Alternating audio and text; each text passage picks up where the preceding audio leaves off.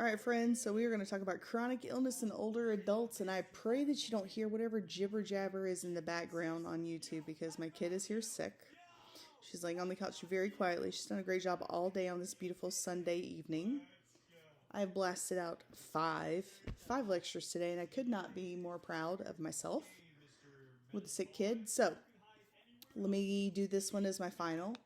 And whatever she's watching why do you watch somebody else watching themselves watching a video game? I just need for, I'm stuttering.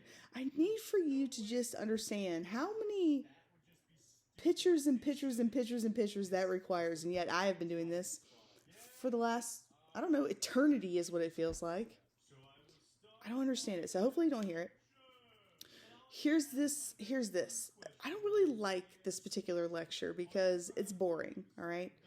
But if you are doing your NCLEX, if you are doing your exit HESI prep, this is your boy, and here is why.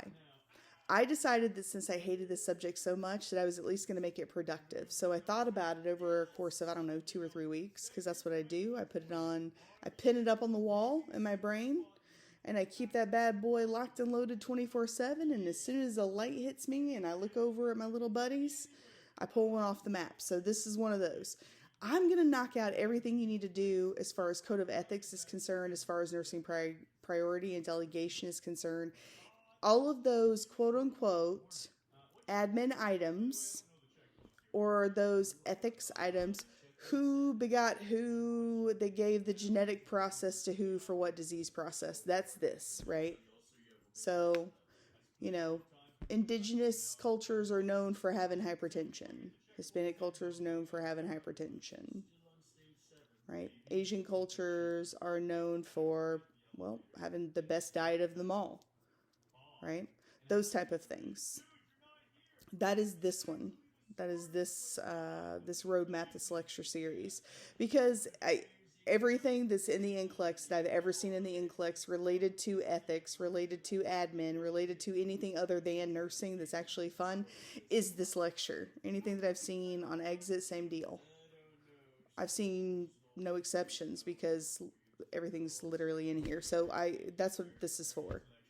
If you are not ready for that soiree that's going to last 54 slides, friends, I'm not going to be disappointed. I put this channel on for my students, and whatever happens beyond that, cool, right? I don't care. I'm not here for that. I don't ask you to like and subscribe and slash a bell or smack a tab. I don't I don't care. I'm here for you, right? This is my tithe. I truly just want you to understand what you're walking into. Prepare you for administration, because administration, it's like fighting against martial law. So listen, administration ran. I don't mean to be ugly, but I'm being honest. Administration ran out of the pearly gates as nurses, took cover, pat their dogs, and then wanted to tell us how to bark while we're on the field. And people are dying in front of us. They wanted us to catch a call to let us know how to chart.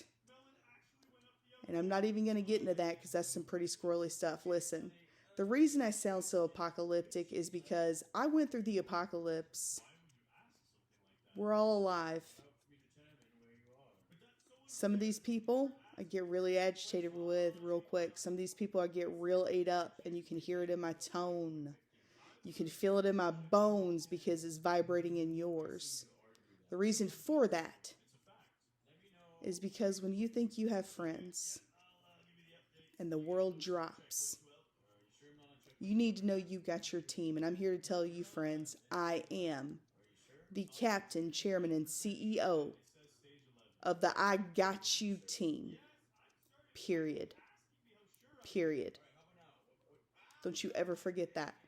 Because when the world starts to crack and crumble and break in half again, and it will happen again, friends, and it will bite back a little bit harder. See where we are in the world. Use your knowledge that I've given you. Put things together. Layer it like I teach you. It's going to happen again. And you have my number on speed dial. And you know that I have WhatsApps everywhere so that you can immediately get a hold of me and I can immediately alert all of my students, all 600 of them, with one blow. Why do you think I do that, friends? It's like you don't even know me, you silly little gooses. It's because I know the pain of looking left and looking right. And you know who stayed? The people who stayed were the down-home legit people that the people who ran used to make fun of. Those are my ride or dies. My texts. If you're listening to me, go ahead, friend, non-binary, male, female, orange. I don't care. Because you know what? When the world is dying around you, all of a sudden, those things don't matter. And all of a sudden, the soul does. And when you bite, and when you breathe, and when you feed from the soul of somebody else in desperation, because you are all you have, you never shake that bond. And once you felt that bond, you make sure that that bond is never shaken within you if you extend it to somebody else. My friends, I'm here to tell you I extend it to you. And I hope you extend it to me. Make sure you do the same for your nurses there. Make sure you know who is in your chain and in your loop. Make sure they can be trusted and cherish that and trust that and foster that, much like I foster that with you. Because you will need me and you will come to me. You just don't think you will and you don't think you can yet. But as I dial down this thing that is the beginnings of nursing while you're transitioning, as I dial that down, because as we excel and go into other classes like the med-surg classes, the capstone classes, you notice that those lectures, when you read them or listen to them, they take a different tone. They take a different tone because they're at a different level with me. Remember, I'm smarter than I look.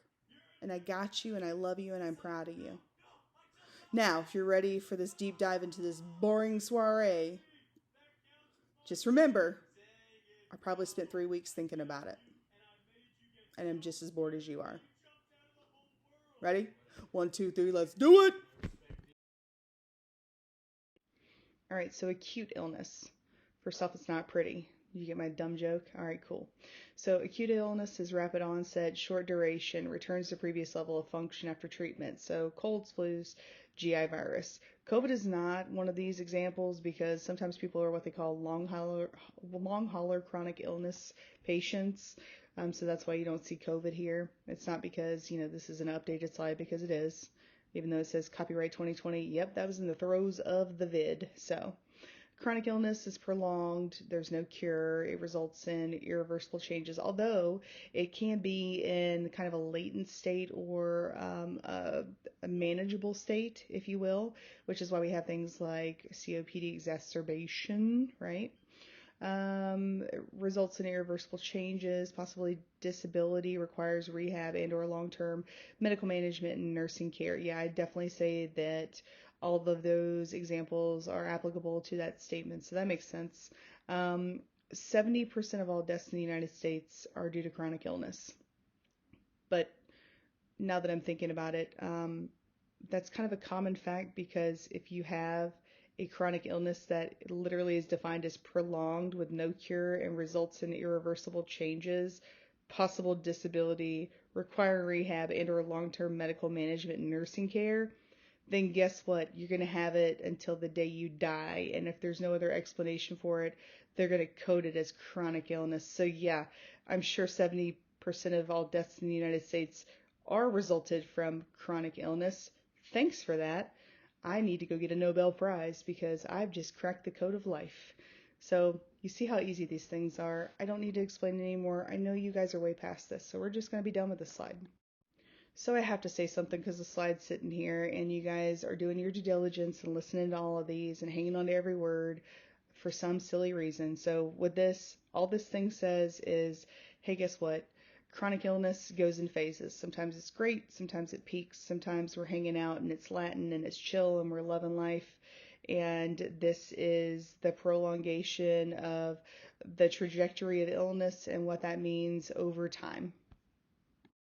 Okay, so sometimes in this world, a concept is so easy that we have to make it difficult so that we can feel important, because we are trying to revolutionize the way we do things, and some things are better left untouched.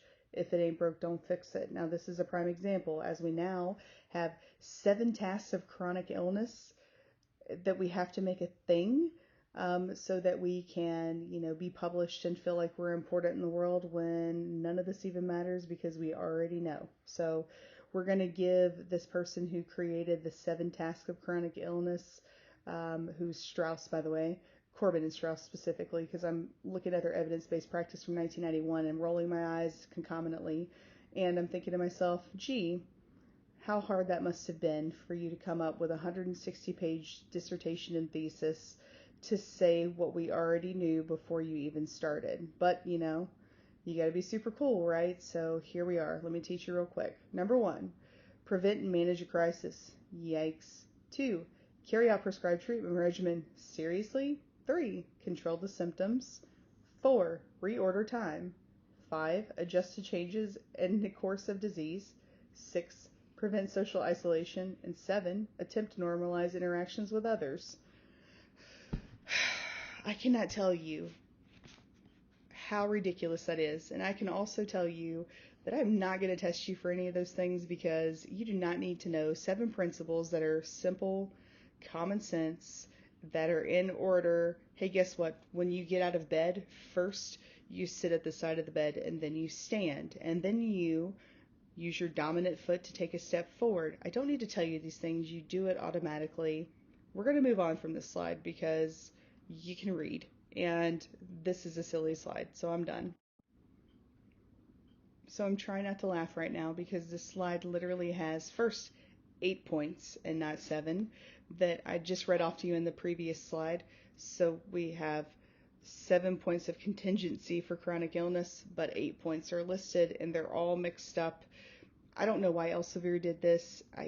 This is trying to confuse somebody, and this is silly again. So I'm going to let you read it, and I'm not going to speak on it because there's no sense in doing it, because this is all common sense stuff, and that's it. All right, prevention of chronic illness. Primary prevention: diet, exercise, immunizations. Okay. You don't want diabetes? Cool, don't eat oatmeal pies. You don't want heart failure because of obesity?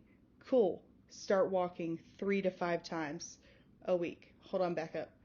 3 to 5 times a week. We want to promote the elderly with exercise activity of 3 to 5 times a week. That sounds like something I talked about in a review. Okay, cool. Moving on. Secondary prevention, early detection and screening. Okay, so chronic illnesses, how about BPH? That sounds like a good one, because we want to do early detection and screening to make sure we don't get prostate cancer. But BPH is a common illness in the elderly if you are a gentleman, because of an enlarged prostate. So there's that. Tertiary rehabilitation, limit progression of disease. Okay, that's simple enough. We want to make bad better, and we want to limit it from getting worse. Fair enough. So just no primary, secondary, and tertiary, and what that looks like in chronic illness. So I cannot tell you how important it is for a nurse to get a history and physical assessment when a patient comes into an acute care setting, or when a patient admits into a rehab facility, ECF, nursing home, yada yada. How important it is to get an appropriate comprehensive history and physical assessment, because here's what always happens. You come in, the patient doesn't have a whole heck of a lot to say. You really don't probe, because you've got 6 patients, and this is your 7th, and you're not supposed to have this many, but hey, guess what? There's no one coming, and people are going to die if you don't, and the nurse manager can't be bothered to come out of their desk because they're so engrossed in making sure that they hit the OK button for payroll that they forget that life matters on the outside, and hitting OK can wait 30 seconds. So here we are. We're taking an assessment, we jump out, we jump in, we're done. But what we don't realize is this person has a history of COPD exacerbation, this person has a history of mental disorder, this person has, 15 different histories that we absolutely need to know about. So we give them inappropriate medication to exacerbate a problem that we didn't realize was there. So, common instance of this: a person has an allergy and doesn't tell us. It happens more often than not, and you usually find out when you give them something and you just start it. So here's a prime example. I have a patient that tells me he has absolutely no history, no allergies, and then I give him penicillin, IV or derivative, and as soon as I hook him up, he goes, "What you putting in me?" And I'll go, "Yeah, this is vancomycin." And they go, "That's one of them Stillins, right?" And as soon as I hear that, I'm like, "Oh God," and I hit the stop button because I know what's coming, right? They didn't give me a proper history and present illness. They didn't want to talk to me about the medications. And if you think the emergency department is going to be accurate, unless you have a super great nurse, that is not going to happen. Some of the reports I get from ED are, "Hey, guess what? The patient's here. I don't know what's wrong with them. I haven't had time to look at them, but they're alive. Okay, they're coming up." So just be prepared for that as well. Make sure that you're participating in your plan of care and encouraging your self-management. Make sure that you're teaching the patient about treatment plans. Like, we all know these things. Most importantly, get a good H&P, because your doctor's going to be like, "Why didn't you put that in there?" And you're going to be like, "Well, why didn't you look at your patient?" Man, you got care everywhere. Why didn't you check all your patients' problems, right? But it's always our fault. So just smile and nod and get all the info that you can and do the best you can. The demographics of aging, which I'm never going to test you on, because nobody needs to know that there are 47.8 million old people in this world, right? And by old, I mean over the age of 65. I don't think 65 is old necessarily anymore. I think it's advanced age, but I would not consider that old. Again, my perception of old doesn't matter because old isn't in our vocabulary. Old, to me, our derivative word is wise. So with age comes wisdom, because you've managed to live through all of the things that could have killed you. So our perception of age doesn't really exist. Don't ever ask me how old I think you are, because I will always fail, because I always assume everyone is, just as old as I am, unless, you tell me you're 21, and then I go, "Geez, how old am I?" And then I go, "What is age really?" And then I move on, because it doesn't matter, because it's not a thing where I come from. So baby boomers are the reason we have so many people who are here. Technology and advancements have made it possible for us to live longer. So that's the thing. And what that means for us as nurses is, hey, guess what? We need more of them. If we don't have more nurses, then we're going to have ratios in nursing homes. They're even worse than they are now. By the way, if you don't know what that is, most ratios, for every nurse that you have at least 25 patients. Could you imagine passing medicine on 25 patients? I have, because guess what? I've had to do it before, because I was a director of nursing at one time at a nursing home a billion years ago, and I had to leave that facility because I ended up working an 8-hour shift as a nurse manager, and then 3 people called off, so then 8 hours as an LPN. And then after that, 8 hours as an RN. And then they said, "Go into a meeting." And I'm like, "Hey, this is illegal. I'm bouncing out of here." And I waited for my replacement and I dipped out. And that was that. So this is why we need nurses here. We need nurses in these positions because we are so incredibly over inundated with people who are aging, with people who need you, and not enough nurses to get through school or that even have the desire to do what we do. Because guess what? As cool as we sound like we are, most people do not want to do what we do, because you can get paid just as much getting on YouTube or Insta or whatever it is that you do. And people would rather not have a stressful existence. And as much as I want to condone them for that, or condemn them for that, I have to give respect to the name, because I get it. Nobody wants to deal with the hardships that we have to deal with and go through the pain that we go through. But again, that's what makes us us, and that's why we are what we are. So for that reason, I want you to succeed, because you deserve to succeed, which is why we're going to succeed, because much like the name of the game of modern technology has changed, so has this institution. So that's my spiel. I'm done with this slide. So this basically says once you hit 65, you're going to probably live 20 years longer if you don't get in a car wreck. Cool. You can look at these demographics. I'm not testing you on it. The NCLEX isn't going to test you on it. The HESI isn't going to test you on it because it's ridiculous. So yeah, if you want to take 10 seconds to look at it, cool for you. I'm done with the slide. All right, so ageism is one of my pet peeves because, again, where I come from, age isn't a thing. As far as physical age is concerned, it doesn't dictate your ability to do things. I had a great grandfather that lived to be 106. He had 16 children. He had a awesome existence. He worked funerary services as a native, so we did not have to. My family specifically did not have to go on the trail. Because at that time, if you were native, you were savage and you were infectious, ironically enough. And the only people that can touch the deceased, if you were indigenous, were my people from my tribe.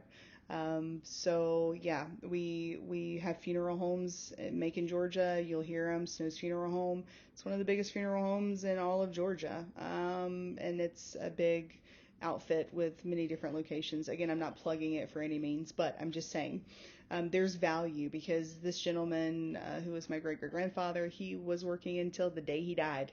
He literally passed away.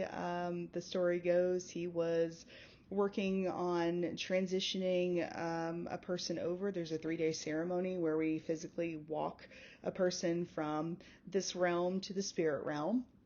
And they said that he got lost, which means he died crossing someone over. So they crossed over together. Here's the irony. It was his child. It was his last child of all of his children because he outlived all of his children. So ironically enough, when his last child died, so did he. So yeah, you can be 104 and still working and still considered to be revered as an elder who has ancient wisdom and knowledge of the ancestors. And those guys are cooler than, who's cool now? Oh God, I'm going to mess this up. Anyways, cooler than somebody cool that's important now in the world that really doesn't matter. So there you go. Aging people, it isn't a thing. Don't do it.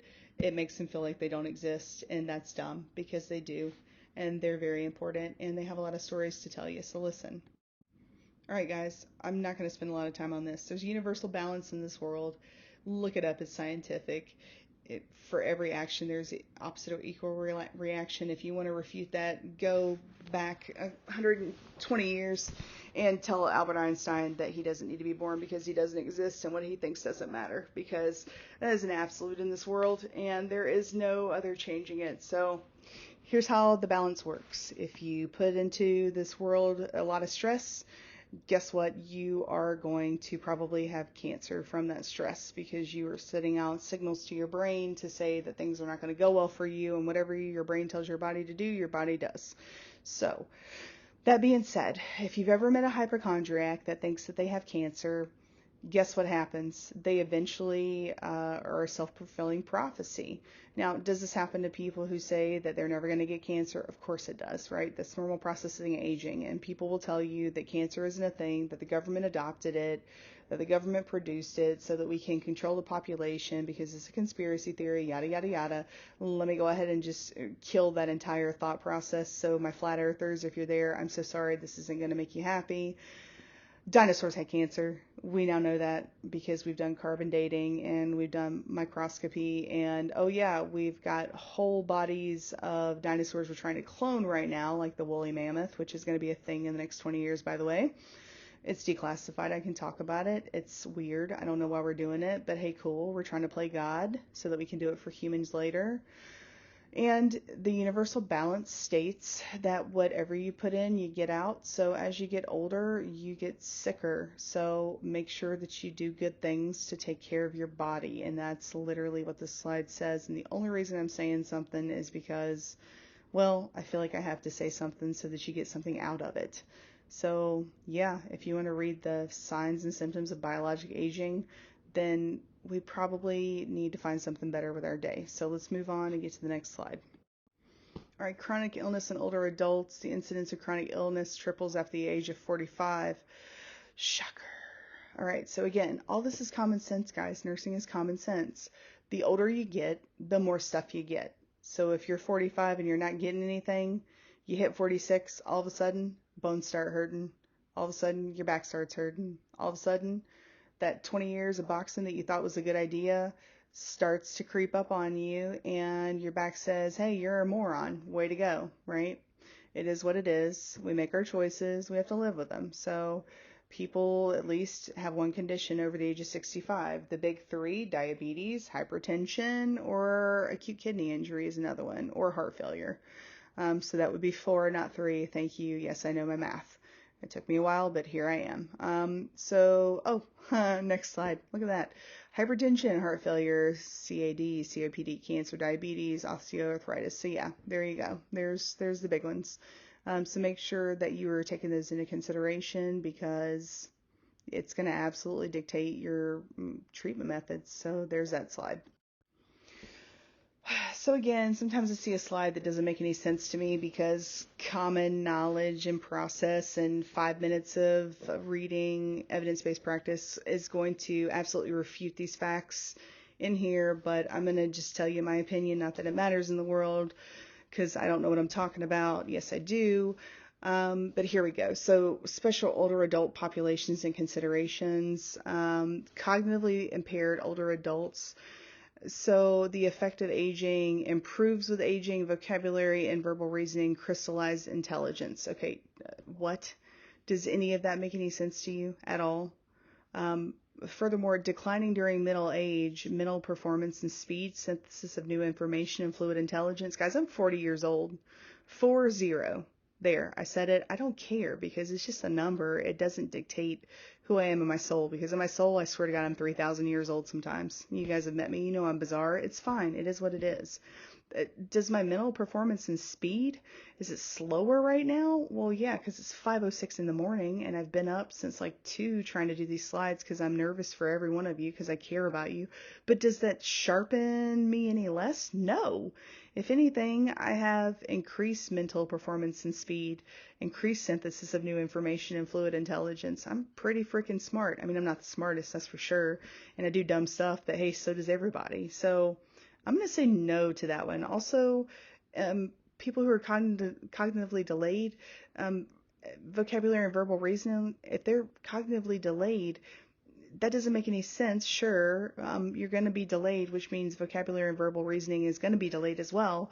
But I don't think that as you improve with aging, that would improve, unless their angle is that you just get a better vocabulary out of life experience from aging. I mean, I guess I'd buy into that, but this doesn't make a whole lot of sense. Now, these two below that, I'll give those.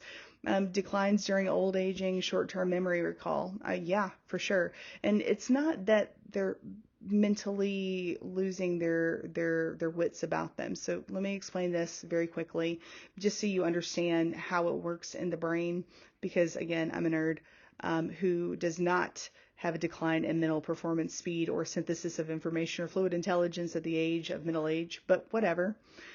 Here's how it works. Your brain is like a library. It's like a library full of nothing but empty space and cabinets and bookshelves. And when you're a child, you maybe have a baby book in there, and then you get a bigger book in there as you get older. Well, by the time you hit middle age, you realize that this whole world that we live in is kind of a haha joke, and everything that we do in this world is manifested through our own intention. And people do not dictate our success, we dictate our success. So there's a part where you hit about 30 years old where you go, wait a minute here, I'm in control, right? Like I'm the one that dictates my future. I'm the one that produces stress to myself. I'm the one that gives someone power to stress me out, or gives something power to stress me out. So I'm not going to do those things. And then that's about the part where you start to read. And I don't mean read in People magazine because Miley Cyrus is on the front of it and you want to see what her new fashion trend is. I mean, you literally want to get this life figured out, because we're here on this rock and we're stuck for a minute. and there's got to be a reason for it, right? So you start to fill your library books with information. So what happens over time is you do what's called selective learning. So do I remember where my keys are? Heck no, I don't remember where my keys are. I'm 40. I'm not old age, but I don't care about where my keys are because I got 5 sets of keys because I know I'm going to lose my keys because I'm over here talking about, molecular genetics and trying to figure out, why those nerds know what they know. Right? I'm trying to figure out cold fusion and nuclear and chemical reactions, right? Like I'm trying to figure out Nikola Tesla's work of electrostatic mechanisms and scalar waves, because I want to make the planet a better place and I want people to understand the world we live in is malleable. So I don't care about the dumb stuff, which means my short-term memory recall of you asking me about a series of numbers and letters, I'm over in Pluto right now. I'm not even on this planet. I don't care. So short-term memory recall, because of that, because I'd rather fill my library with good books and not dumb books, it's going to be slower. And the things that are constant doesn't change with aging is long-term recall of memory. So I always say patients who are confused, they always say ask the 2 identifiers, what's your name and date of birth. On a rare, and I do mean rare, I mean less than 1% of the time, rare occasion as a person not able to do this. Do you know that I've had patients in hospice who were literally taking their last dying breath and their family will go, Mommy, do you know who I am? Mommy, do you hear me? Mommy, do you see me? Because they're desperate and they just want to know one last moment of acknowledgement from their dying family member. And as they are dying, they will call their child's name. Okay? You are literally taking your last breath and you will call your kid's name because it is in your long-term processing. So when they say 2 identifiers that you need to ask to check for cognition and they say name and date of birth, that is total, unadulterated bollocks. There you go. One more time. Total, unequivocal bollocks, because anybody can do that. Name and date of birth, the most standard thing we always say. So keep that in consideration. And now I'm done with this slide because I've talked for 6 minutes and said way too much for one slide. All right, so if you did the volume 2 of Integumentary, I went off about farmers and rural older adults and the 5 barriers. Incidentally, this just happens to be the same slide. So transportation is always a problem, limited access to healthcare facilities and workers, cost of copays I think should be in here, lack of quality healthcare, social isolation, and financial limits. Those are pretty self-explanatory, so I'm going to move on from this. Just know that the number 1 barrier in healthcare access is transportation. Absolutely transportation. So this one's sad. Homeless and older adults is growing. The numbers are increasing due to health, economic, or social status crisis. There's a high risk of health problems and mortality. Duh, you're out in the cold and you already have chronic illness. That's not good. You got to be really smart about these guys. They'll come in, you'll find out they're homeless. I know that they're older. I know that they want to be independent. You better be getting a hold of case management. If I find out that you know that a patient is 70 years old and homeless and is living in their car and you let that patient go with a discharge plan that does not include ECF placement and or subsidiary resources like homeless shelters, whatever, unless your patient absolutely refuses, I am coming at you because you are not my child. I'm sorry. I did not raise no babies to know that when I see someone that's homeless, I'm going to let them discharge. And you know what? Nurses do it all the time because case management takes upwards of another 3 days, depending on if pre-certification for ECF placement is necessary.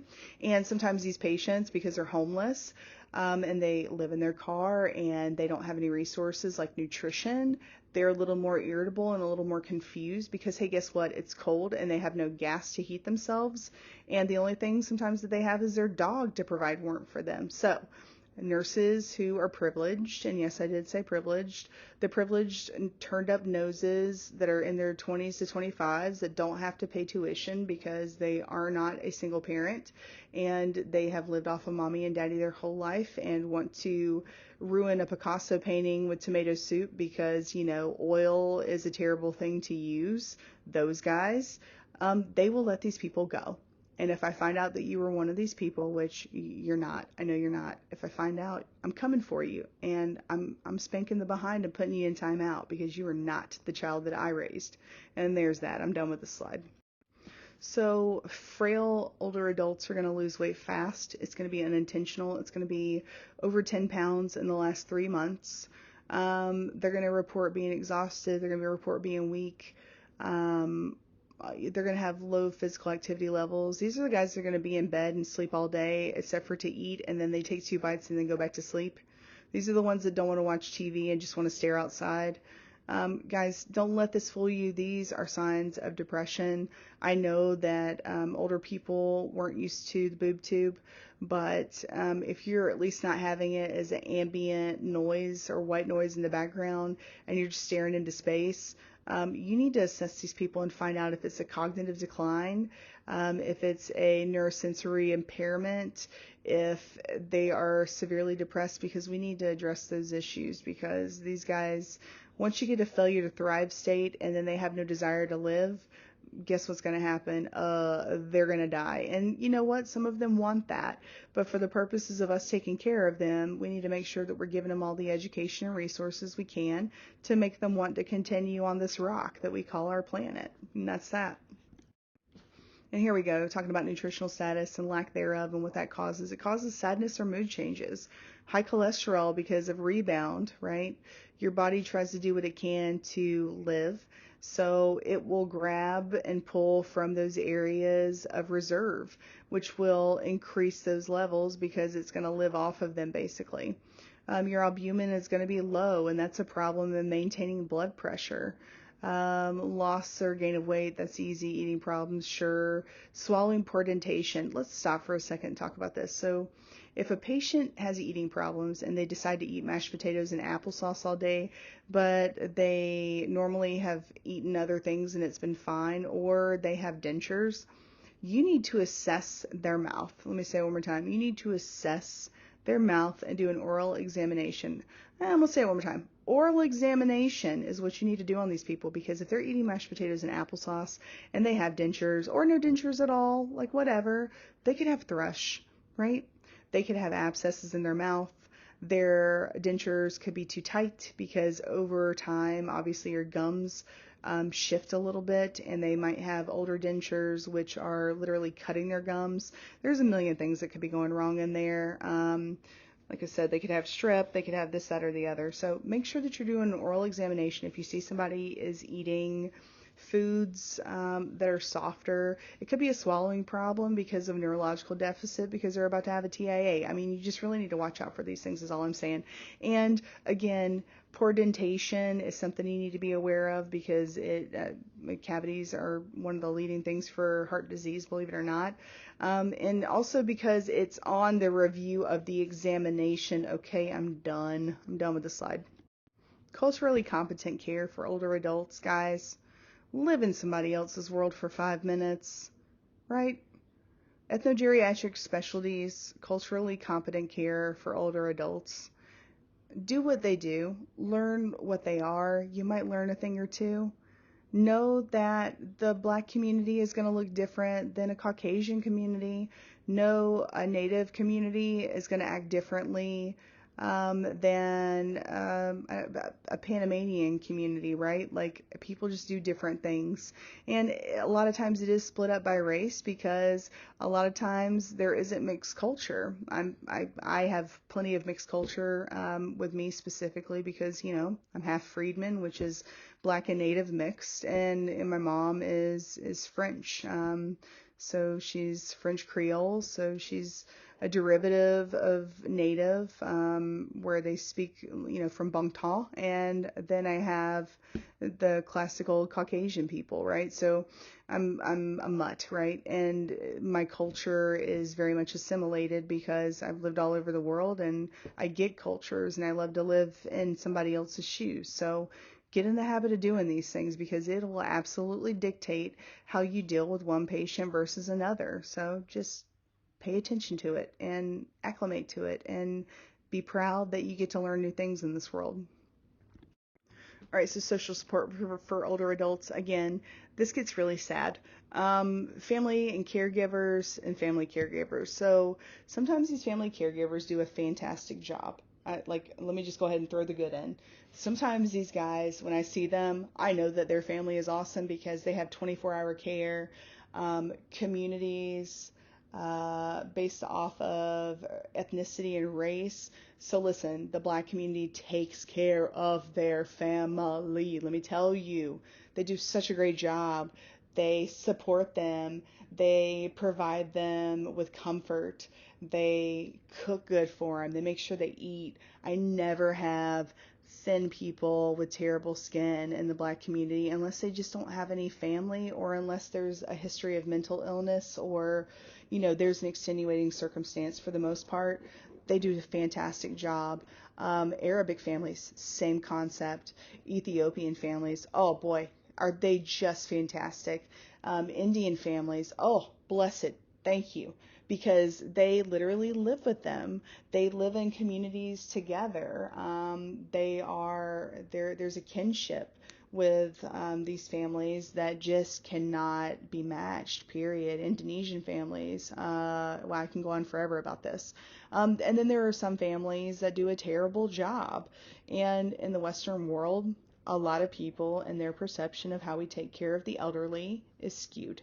And am I saying that it's a white people thing? No, absolutely not. I'm saying it's a Western thing, and we need to watch out for it because some of these family caregivers are fantastic, and I could not be happier in the whole wide world. And some of these people have the Western thought of every man for himself. And as we get older and we get more technology and as we increase in population and we decrease in our understanding of things like empathy and good parenting, these things become askew. So we have to watch out for them because sometimes we'll have family members that are literally there and pretend to be a family caregiver. And then their family will have sores, will have impacted cerumen in their ears that's been going on for 30 years. They have skin that is translucent because they're not eating, because their family won't feed them. They basically let their family stay there because every first of the month there's something that comes in the mail in the form of SSI, and it supplements their income. And if mom and dad are using that address, then they can stay. And that's kind of how that goes. So you got to be careful for these guys. They're usually overly protective when you try to assess them because they know they done screwed up. It's the only way I can put it, right? So be on the lookout for these people. Try to separate them from the patient and try to listen to the things that the patient will say that will trigger the fact that something is wrong. APS has to get involved often when we're at these hospitals. I know a couple of my students, I've worked with you in the past. You've seen the things that happen in these urban areas that have a lot of poverty involved because of the way they were raised as children.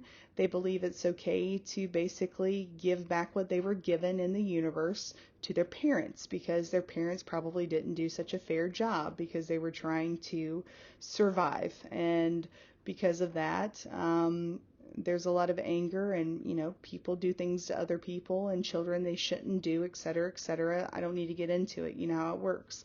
So some signs is when you are alone with the patient will constantly be asking about the family member and where they are and what time they're going to be back. And you'll notice that they're fun to be around until the family member comes back. And then all of a sudden, they're sullen, they're quiet, and the family member tells them what to do, how to do it, when to do it, and what time to do it at. So make sure you're watching out for these guys and screen to make sure that they're okay, because if they're not, you need to do an APS audit. If you don't feel comfortable doing it, cool. Go to your case manager. That's their life, live, and blood, right? This is what they do. This is how they thrive. So by all means, get into it with them and they'll take care of it. And that's all I got for this slide. Just keep that in mind. Okay, social support for older adults. There is a lot of social support for older adults. However, older adults, and this generation of older adults at least, they are not very quick to jump on psych being something they use for care.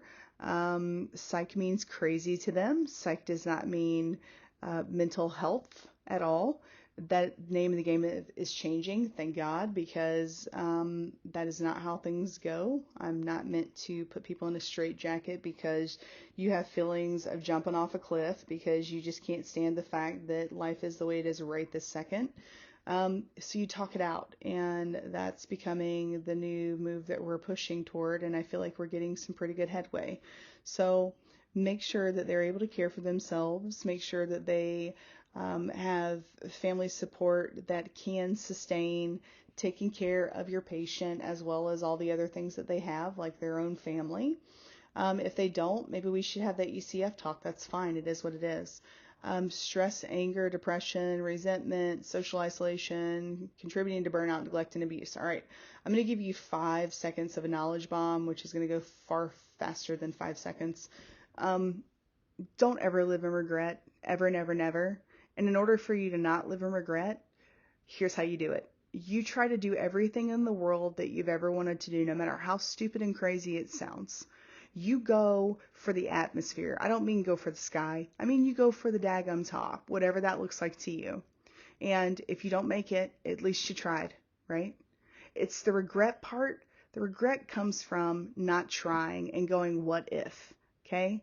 So this is your life. This isn't your life for your mom. This isn't your life for your dad. This isn't even your life for your children or your spouse or your significant other. This is your life, and you dictate what that is going to look like. And if you tell yourself, I decided that I'm going to be a doctor, then you apply for med school. Take your MCAT. Do it. What happens if they say no? Well, by God, you did everything you could, and you tried, and the universe said no. You got something else planned. So what is there to regret? I regret not doing a better job at being me? No. You're better suited for something else. You just haven't figured it out. So you're not going to live with regret, which means you aren't going to have resentment, which means you aren't going to be as depressed when you get into your older age. So take the risks, take the hits.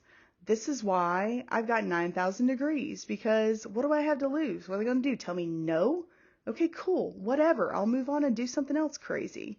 So make a 5-year plan, try it, and you'll find that when you decide that you're going to do something, just decide. That's all you have to do.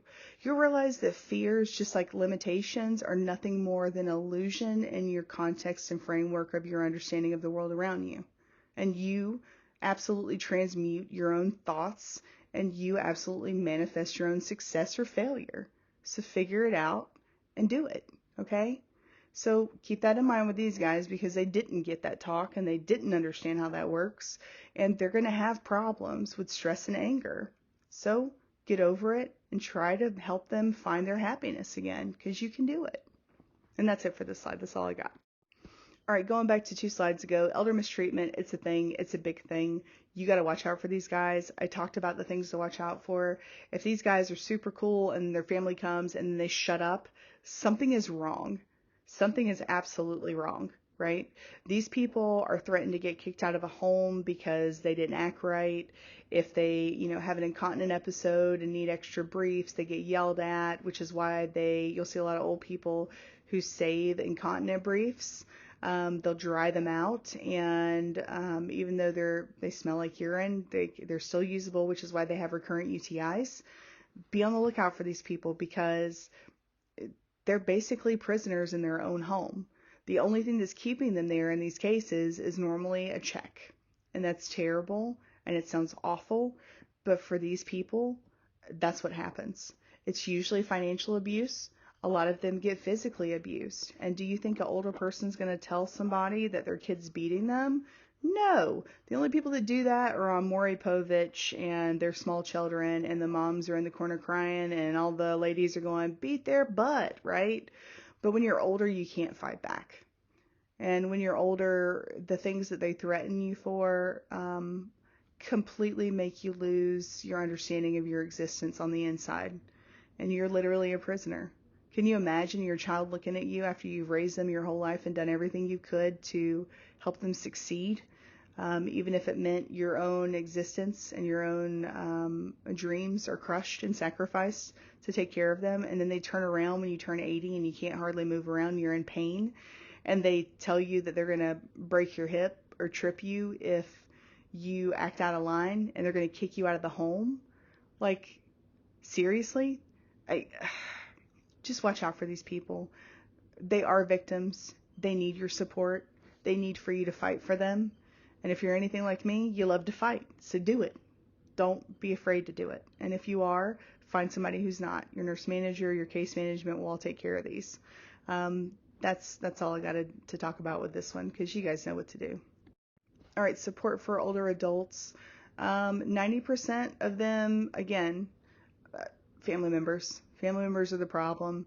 They're dependent on finances and housing. Like I said, there's a history of violence and substance abuse and mental illness, which, again, don't be ugly to your babies, because whatever you do to your babies, they're going to see, and they're going to multiply that times 3. Whatever you put into the world gives back to you. So just be aware of that and do the right thing, or try to do the right thing, or explain to them why you're doing what you're doing and why it sounds like a bad idea to them, but why it's a good idea. You know what I mean. You know what to do. So alcohol is a big proponent and why this is happening. You know about cognitive limitations. Some people will traffic their family. I did say that, yes. Elderly, we're finding out, are being human trafficked a lot. So they're keeping these old people, I hate to say old people, they're keeping the elderly in their homes. They're taking their checks, and then they're using them for sexual favors sometimes for other people to make money off of them through human trafficking. That is a problem. You could tell these people, because they will ask you for no males, and it will not be an ethnic or racial barrier to that, or religious preference. You will go to change them, and they will immediately grab down there and start to freak out. I've had a couple of these people, and they do, even with ladies. They'll turn you and they'll immediately say, please don't hurt me, please don't hurt me, right? They'll scream, they'll wail. It's sad. It's awful. It's disgusting. I want to physically hurt people when I hear about these things. Those are normal reactions, because you're not that person and you're a good person, so good for you. Make sure that you watch out for these signs and symptoms. Are they going to tell you that their family member is human trafficking them? No, they're not going to tell you that, because they're afraid of them. They're afraid they're going to be killed because they know too much. These things, they do happen, and they happen right up under your nose. Ohio is notorious because there's a triangle. We're right next to Canada and the border, right? We're right next to major airports in Dayton and in Columbus. So human trafficking is the trifecta. We got I-75 here, we got 275. We can kick on the road and be in a different state in about an hour and a half. So it's easy to jump in and jump out and do a terrible deed and never get caught, which is why it happens so much in Ohio, which is why when you go to the bathroom, there's those little signs in the ladies' room that talk about human trafficking with a pull tab and says, here, call this number if you're having this trouble, because it is literally right up under our nose. So be aware of it and make sure that you pay attention to it. And again, I know you think I'm crazy, but look, it's right here in the next slide, and I literally have not looked at any of these slides at all. I just run off the cuff. Big shocker. You guys have had to deal with me. You know how it works. So yeah, psychological abuse, sexual abuse, financial abuse, neglect, abandonment, right? Violation of personal rights, physical abuse. Oh my God, the things that we do to our elderly is just beyond anything that my culture can positively understand. I just don't get it. We got to fix it. We got to get better. We got to do better about this stuff. And we got to protect the people that can't protect themselves, which is why you're nurses, which is why you're doing what you're doing. So good on you. I'm proud of you. All right. So make sure you're doing your screenings. Make sure that you have a safety plan. Make sure that you're getting photos to show these bruises or this neglect, right? Get wound involved. Do a wound and ostomy nurse makeup if you have to, if this person has a bed sore that's too big and you notice that there's maggots in there, right? Don't take the maggots out. Don't kill the maggots. Take the picture with the maggots in there. I know that sounds crazy. For legal reasons, I want my jury during a trial to be so disgusted that they don't eat their lunch, so that they understand what they're doing to that family member, so that that person can go to jail where they belong. Got it? So take these pictures, even if things are creepy and crawly, and if you can't handle it, the wound and ostomy nurse will be happy to do it for you. Get APS involved, call social work if you don't feel comfortable, if you don't have time. That is their jam. They know how to deal with that, right? And know your legal responsibilities and your state laws when it comes to this stuff. So I'm a big fan of legal stuff. Anyone who knows me knows that if there's a legal question, come to me. I'll find it out, or I'll call my legal team, because most of my bros and my friends are legal people. Because it's always good to have a team of lawyers around your back that support you, because you never know what's going to happen. Legal things are a big deal, and there are a lot of things that we don't understand, that we don't have to deal with on a day-to-day basis, that we think we have to deal with. And if you simply just need the law behind it and, challenged a person about their behavior and told them that that was legally inappropriate and they would get a federal indictment, you'd be surprised at how quick they back off of you. So know your laws, know your rules, and use it to your advantage if someone's trying to act like, they're going to get froggy. And that's that. Self-neglect. Self-neglect is a big deal. A lot of people who self-neglect don't even realize they're self-neglecting. I know that sounds crazy. Can you imagine being so incredibly depressed that you can't even get up out of bed to brush your hair or brush your teeth, and to go pee, you get aggravated with your kidneys? Like, it's a thing. Some people have been so depressed, especially after COVID. Some of us lost our entire family. I'm one of those people. Mom, dad, brother, stepdad, all gone within 368 days. If I told you that I got through it just fine, I would be lying through my teeth. And you guys know that I don't have the ability to lie, because I am what I am, right? This is just part of my disease process. So, to tell you that at some point in my life, I have felt the following: man, I gotta go pee. Maybe I can stretch in another hour because I really just don't want to even face life. I'd rather just go back to bed. That has been a thought that has crossed my mind at some point, because I was not healthy mentally, because who would be? If you're dealing with an apocalypse and your patients are dying, and then you find out your family does the same, you feel alone in this world, like you don't even exist, and you question your own sanity. And hey, guess what? That's the third bullet point here. So I feel like I'm right on point. And guess what? I'm not crazy. I'm normal. Ooh, that almost hurt my spirit. I'm normal. Gross. So that being said, after the little joke, because that's my defense mechanism for talking about a very vulnerable thing that happened to me at one point, you have to figure out what's going on, and you have to educate these people, and you have to do it very gently, because these people will cry on a dime. Not me, because I'm a robot, I don't leak. But these people will cry on a dime because they are so emotionally unstable that they don't know how to handle it. And sometimes you have to look at them and go, honey, you need a shower, you smell terrible. And sometimes you need to go, it's been 5 days since you've showered. Are you aware of that? Do you know what happens when you don't shower for 5 days? And you have to walk them into it. Sometimes they won't be prepared to get up, so you'll have to do a bed bath. But when you do, the second you do, when you're done and you do their hair, because you better do their hair. Nobody ever does people's hair in a patient setting except for my techs, who are now my students, and you know who you are, and I'm proud of you. So there's that. You need to wash their hair, and after you're done, you go, oh my God, don't you feel better? What that does is that sets the precedence in their brain to reboot the system and to activate the way that things were, right? So we don't need to tell them how they need to feel. What we need to do is trigger an event in their brain that transmutes a different feeling for them. I know that's really complicated, but I'm a nerd, right? So transmutational neuroscience and kinetic transmutation is absolutely a thing. So it'll be a thing in your textbooks in about 5 more years, hopefully.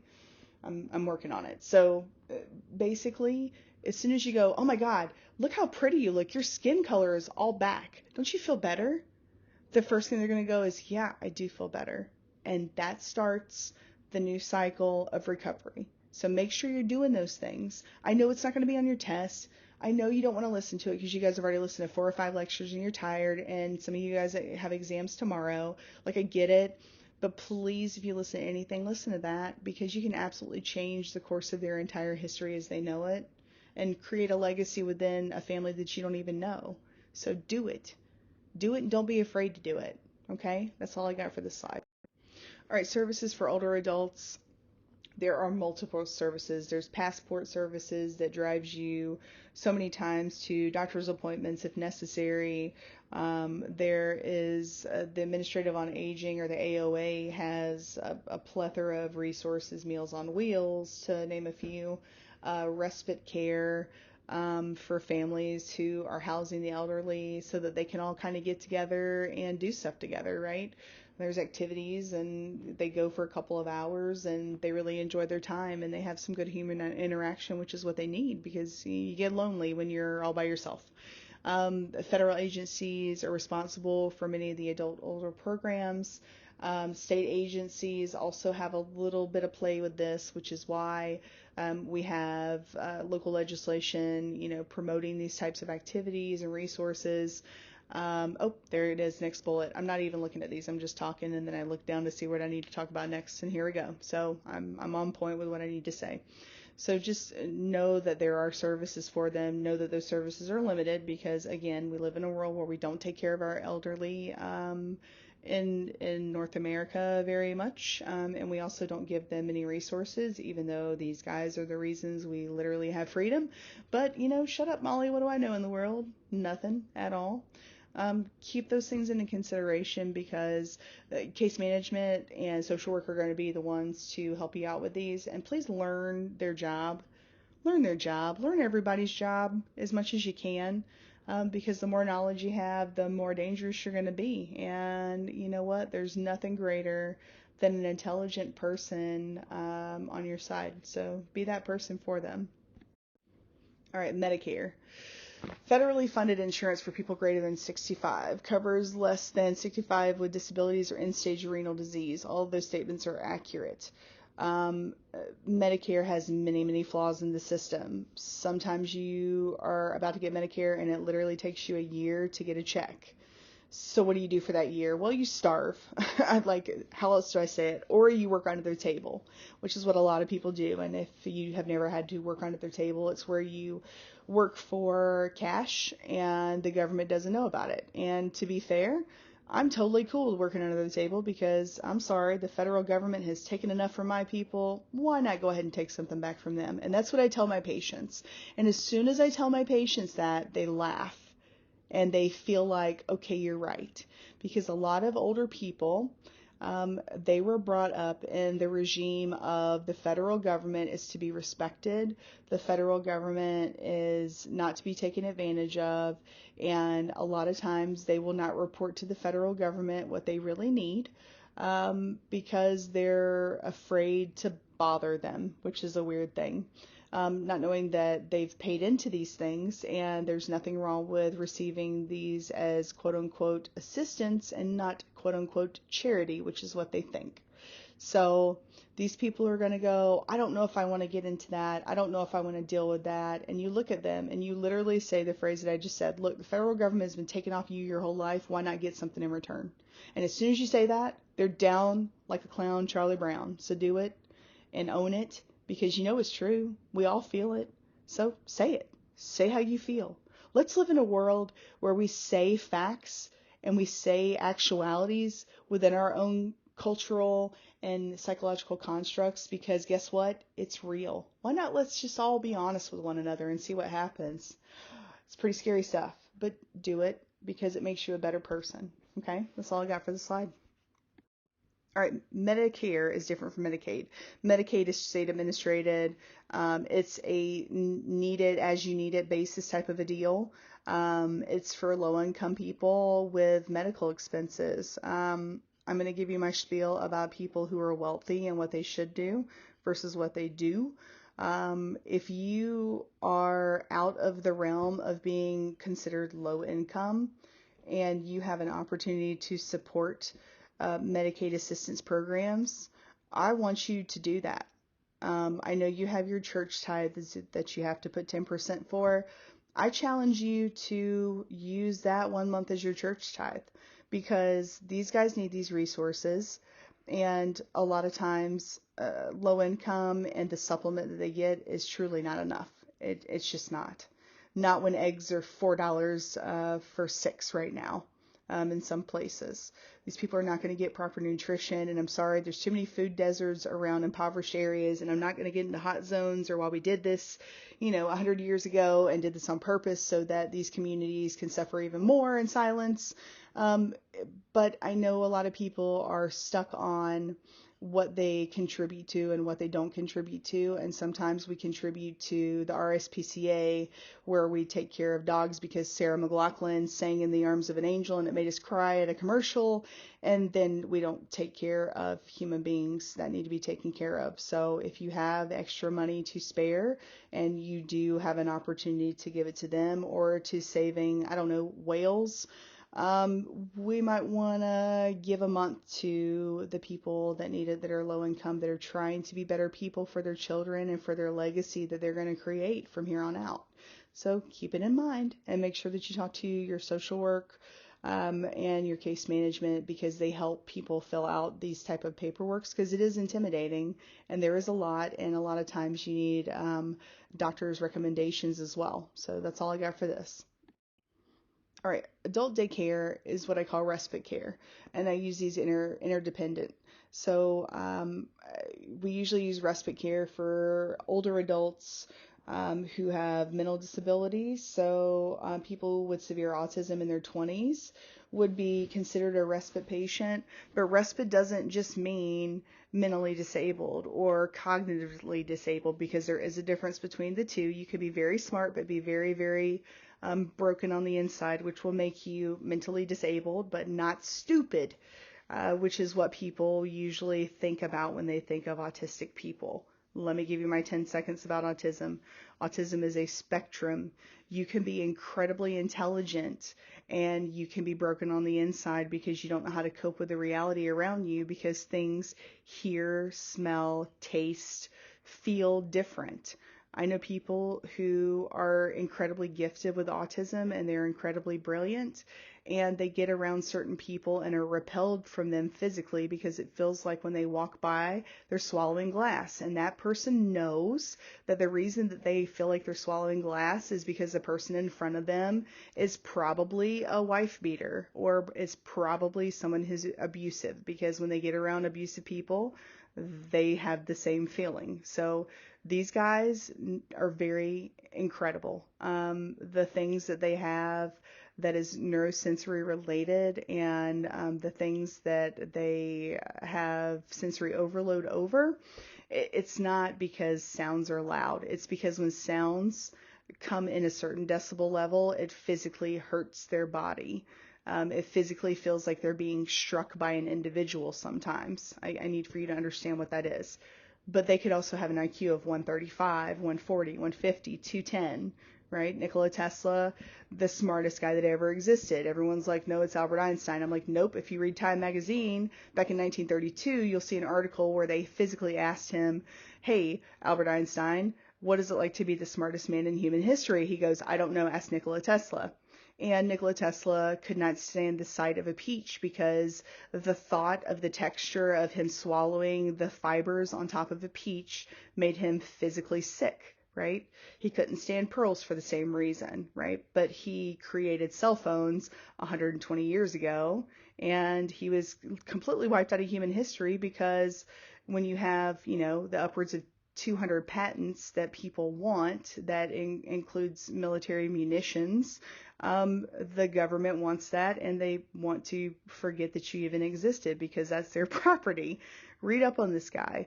And then you have the opposite end of the spectrum where people physically can't talk because that nociceptor and that nerve ending of their brain that innervates their ability to speak is literally severed.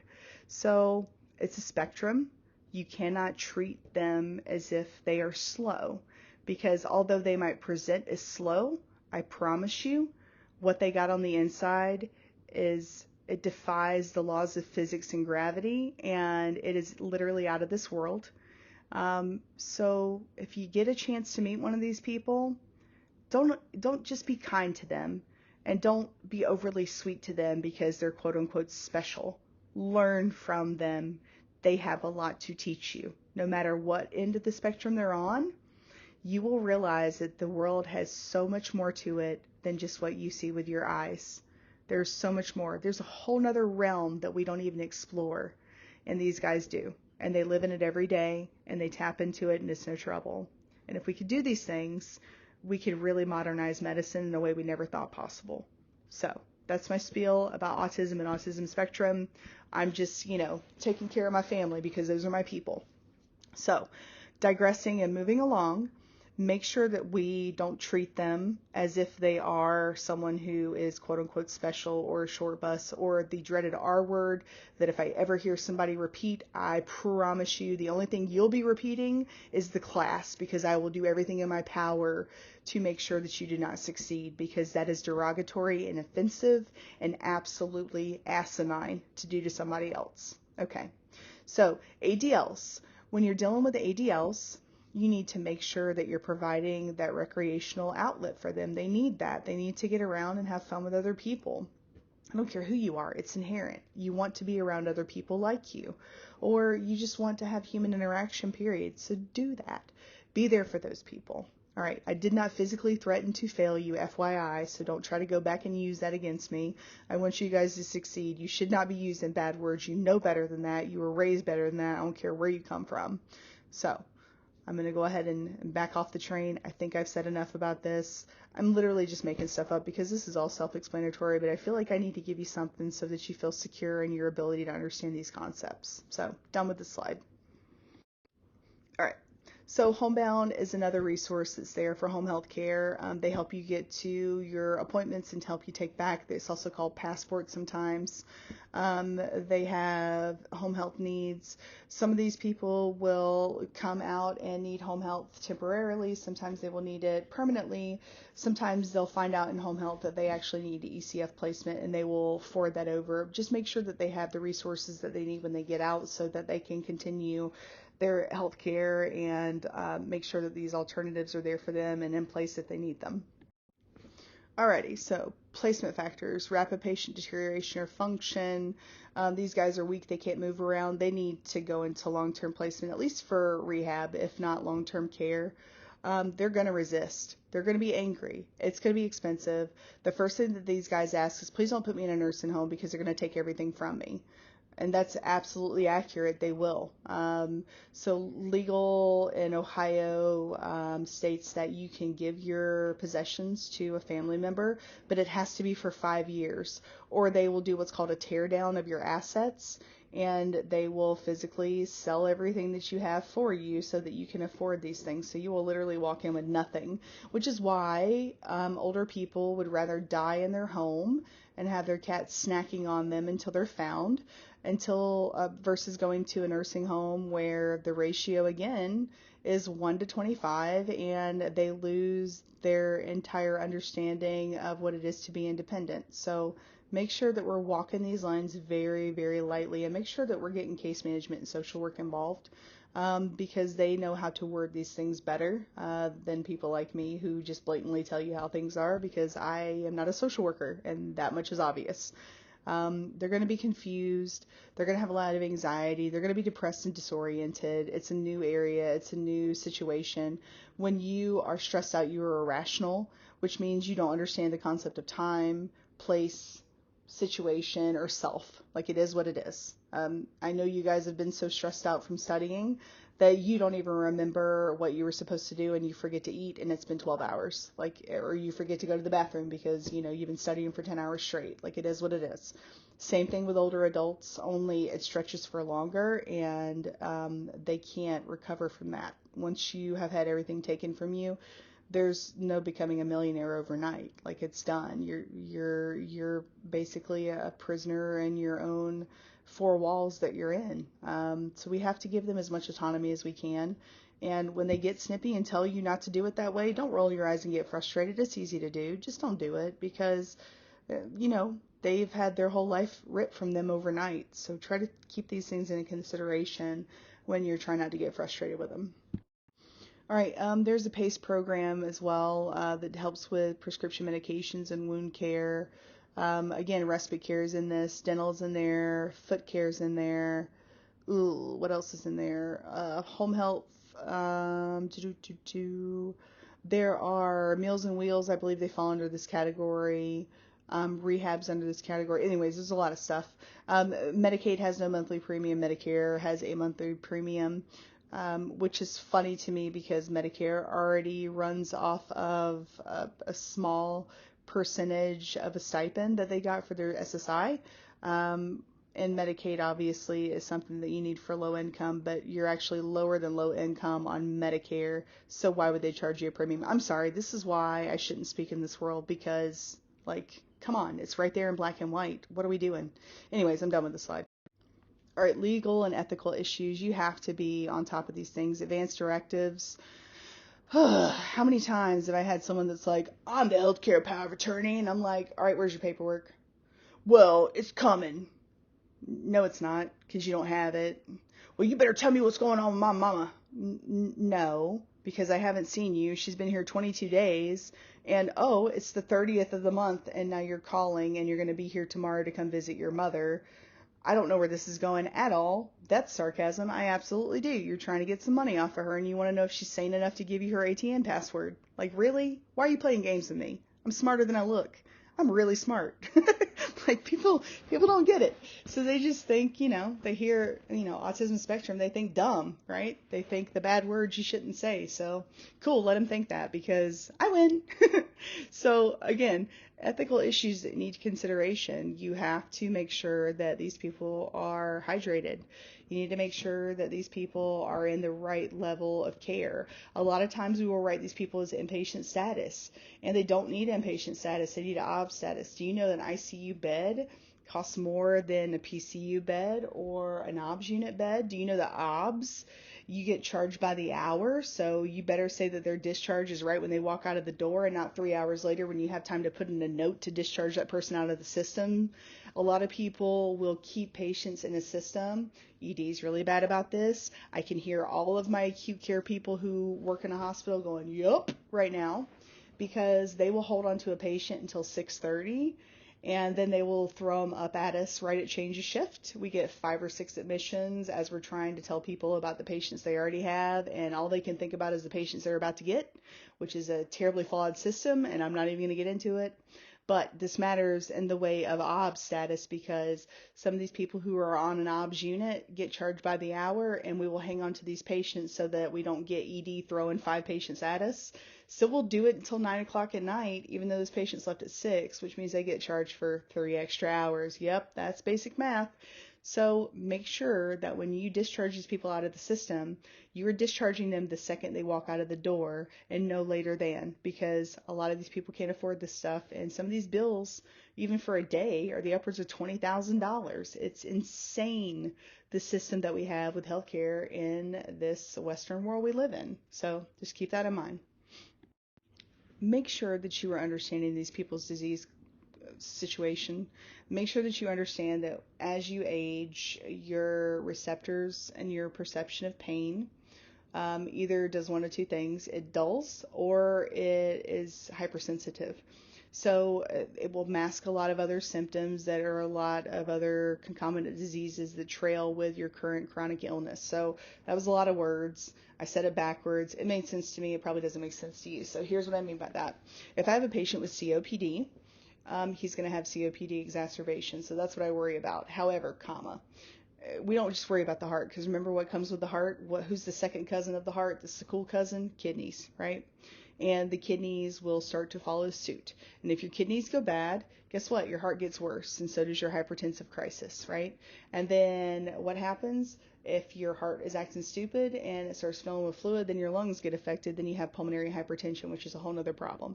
So I need for you to understand that this is a complex network, this body system we have, and as it ages and as its perception of pain changes, sometimes it will mask other symptoms and other disease processes that need looked into, and you just think that, oh, it's because they're confused, or oh, they're saying this because they're just dramatic, because they're hypersensitive. No, If someone is competent and they look at you and they say that they are hurting, offer them pain medication. And if they say no, explain to them why. If they don't fix their pain, how that's going to affect the rest of their body system and how they're going to be miserable. And they will usually take the pain medication at that point because they understand the body process. Because these guys are not nurses. These guys aren't med students. These guys aren't docs.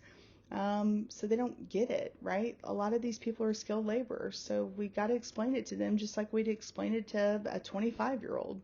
So just do those things. That's all I got for this slide. All right, this is easy. Attend to primary needs first. That's obvious. Ensure that all the assistive devices are in use. Allow the patient extra time to answer things. Interview the family or caregivers. Make sure you're watching out for that family, by the way. Comprehensive assessment involves interprofessional approach, which means including your social work, your PT, your OT, all of those guys. And that's all that this slide says. So let's talk about how much I hate acronyms. They're really annoying because SPICES, really, of all the things, nursing management, SPICES, sleep disorders, problems with eating or feeding, incontinence, confusion, evidence of falls, skin breakdown. You're going to lose this 5 minutes after I walk off the slide. Like, seriously, because I've already forgotten it. SPICES, really, of all the things, we couldn't have come up with something better. SPICES, which have nothing to do with nursing or management. I mean, is this Hell's Kitchen or is this nursing class? I'm so confused. Why do we call it SPICES? But, whatever. SPICES, there's an acronym. I would say to learn it, but I really don't even care if you do, because I don't ever think that this is ever going to come up again in your entire life. So, sorry.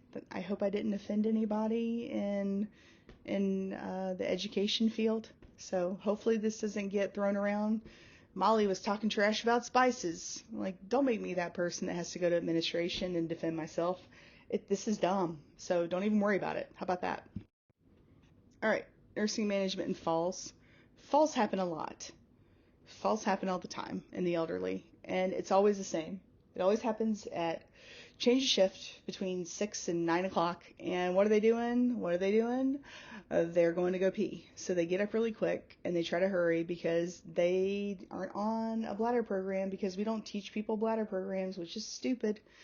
But here we are. And they might be orthostatic. So as soon as they stand up and they're trying to run to the bathroom, by the way, it's usually when they're already starting to urinate themselves. They're usually in incontinent briefs and they're trying to run to get there, and they end up falling anyways. And then we have to deal with a subarachnoid hemorrhage in some cases. And sometimes these people don't live. I had a patient that died at change of shift because they hit the table while they were standing and then tripped and then hit the side rail of the bed and went face first into the concrete, and they died the next morning from a midline shift of, you ready? 15 millimeters. That is a astronomically bad midline shift. They were like legally brain dead instantly. So we got to take care of these people. And the hospital is a business. The hospital will tell you no falls, 0 falls. They'll tell you, why we need to reduce falls and what that means for a hospital setting, blah, blah, blah. And yes, I appreciate the fact that we run a business, just like we run a business at the university. But can we please keep humanity where humanity belongs and accept the fact that someone is literally going to die and lose their family members for eternity, in theory, because they cracked their head on something when we could have prevented it and just taken them to the bathroom during change of shift? I'm saying this because I can't tell you how many nurses are too good for themselves and too good for everybody. And they will literally go in, oh, there goes literally again 15 times. They will go into a room, assess a patient, do a 30-second bedside report because your nurse manager is in the hallway watching you, because they're auditing, because they're about to get in trouble, because we're all trying to move back to magnet status now. And they will say their 30-second spiel. The patient will go, "Can I go pee real quick since you're here?" Right? And then the nurse will go, "I'm going to go look at my other patients. We'll be right there. I'll call a tech." They'll hit the call light, walk out of the room as the tech is walking in. What in the world is that? Oh my God. I can't even right now. And my techs that I know, that I've worked with, in my texts that I've seen and my students that I've seen in a hospital setting. Like, you guys know that I'm 100% off the rails when I'm in a hospital setting, right? Because I hold a lot back here. I don't hold anything back there. So you guys have heard my rant about how this just fires me up like a cooked goose. You have no idea. Don't be that person. Take that person to the bathroom, because guess what? Because of that, they don't die. And that's super fun, right? So let's make sure we're watching out for these and we're reducing the risk of falls. Make sure we're setting bed alarms. I can't tell you how many times we don't set a bed alarm because a person said that they wouldn't use the call, or they wouldn't have any problem walking, right? Like, these guys, they need bed alarms. If you've had a fall before, you're getting a bed alarm. If you have neurologic disorder, you're getting a bed alarm. I don't care, unless they refuse the bed alarm. And if they do refuse and you know they're going to fall, put them closer to the nurse's station, right? So when you hear a thud, we can at least get to it faster. That's all I got to say about this. All right, so when you're planning, make sure that we reduce stress. Make sure that they understand that they're safe. Make sure the elderly understand that they're safe, especially when they're confused. I think I remember talking about that on the review. Make sure that they understand they're safe. Make sure that they have control. If we want to give them options, don't give them any more than 2, because some of these people are very confused. But confused people are not cognitively delayed. They're just confused. There is a difference between mental disorders, traditional mental instability, which would be confusion under that category, and cognitively impaired, which means they are not physically intelligent enough to understand what's going on around them. There's a big difference, okay? So we need to go, hey, do you want this cup or this cup? Which one? And then you hold them in front of them, and then you wait for them to point. And then you go, I like that. That was a smart decision. And then move on, because that gives them confidence. You always need to watch what you say. And this is coming from a person who literally doesn't watch what they say at all, because I can't. It just kind of runs out. But you need to be mindful of it, because there are a lot of times that the things that we say are going to make or break how the rest of that entire interaction goes. And luckily, I have enough empathy to not be a complete jerk and to be able to turn around what I have to say into a positive. So not everyone's as lucky as I am, right? Watch what you say. Try to slow down your speech. Try to look them in the eye and treat them like a human being. And if you do say something wrong, here's the beauty about me. When I say something wrong, and I say things wrong a lot, like I know what it is, I get it, it's part of my disease process, it isn't a good excuse, but it is what it is. I'm honest in the fact that if I screw up and you let me know, I'm going to apologize, because that probably wasn't what I meant. That was just how it came out, and that was your perception of what I said, but wasn't really the context that was necessary or appropriate for what I said. So I will explain why I said what I said. So that's why I always explain everything if I see that someone might have been offended or affected. Cognitive behavioral therapy has really helped me out a lot, so that I can see when someone is visibly upset, because that's not a thing for me, right? That's just part of my disease process. So make sure that you are looking for those social cues, because you do have the ability to see those things, and that's great. And I'm super freaking green and envious about that. Treat them like you'd want to be treated, and give them options. Just because they have a mental delay does not mean that they are stupid. As a matter of fact, it's usually the inverse. So let them feel like they have control. Could you imagine what it's like to live inside your brain and not be able to express yourself or communicate appropriately? It's debilitating sometimes to feel like you're all alone in this world. So make people feel like they're important. If you do nothing else, make them feel like they are valid in their thought process and that they matter in this world. And that's all I got for this. All right. Like I said, going back to the last slide, give them extra time, be calm, give them adaptive equipment if they need help, walkers, sit to stands, yada, yada. Make sure that we're promoting their best physical, mental, and functional well-being. And that's all I got for this slide. All right, health promotion. Make sure these guys get their vaccines. These guys hate vaccines. They're afraid of vaccines. I don't know why, because these are the same people that got the polio vaccine and eradicated the idea of polio. So you would think that they would have it together. Make sure these guys get their shingles shots. Nobody wants shingles. Shingles, I'm terrified of, right? Because as nurses, what do they always want us to do? Get varicella vaccinations.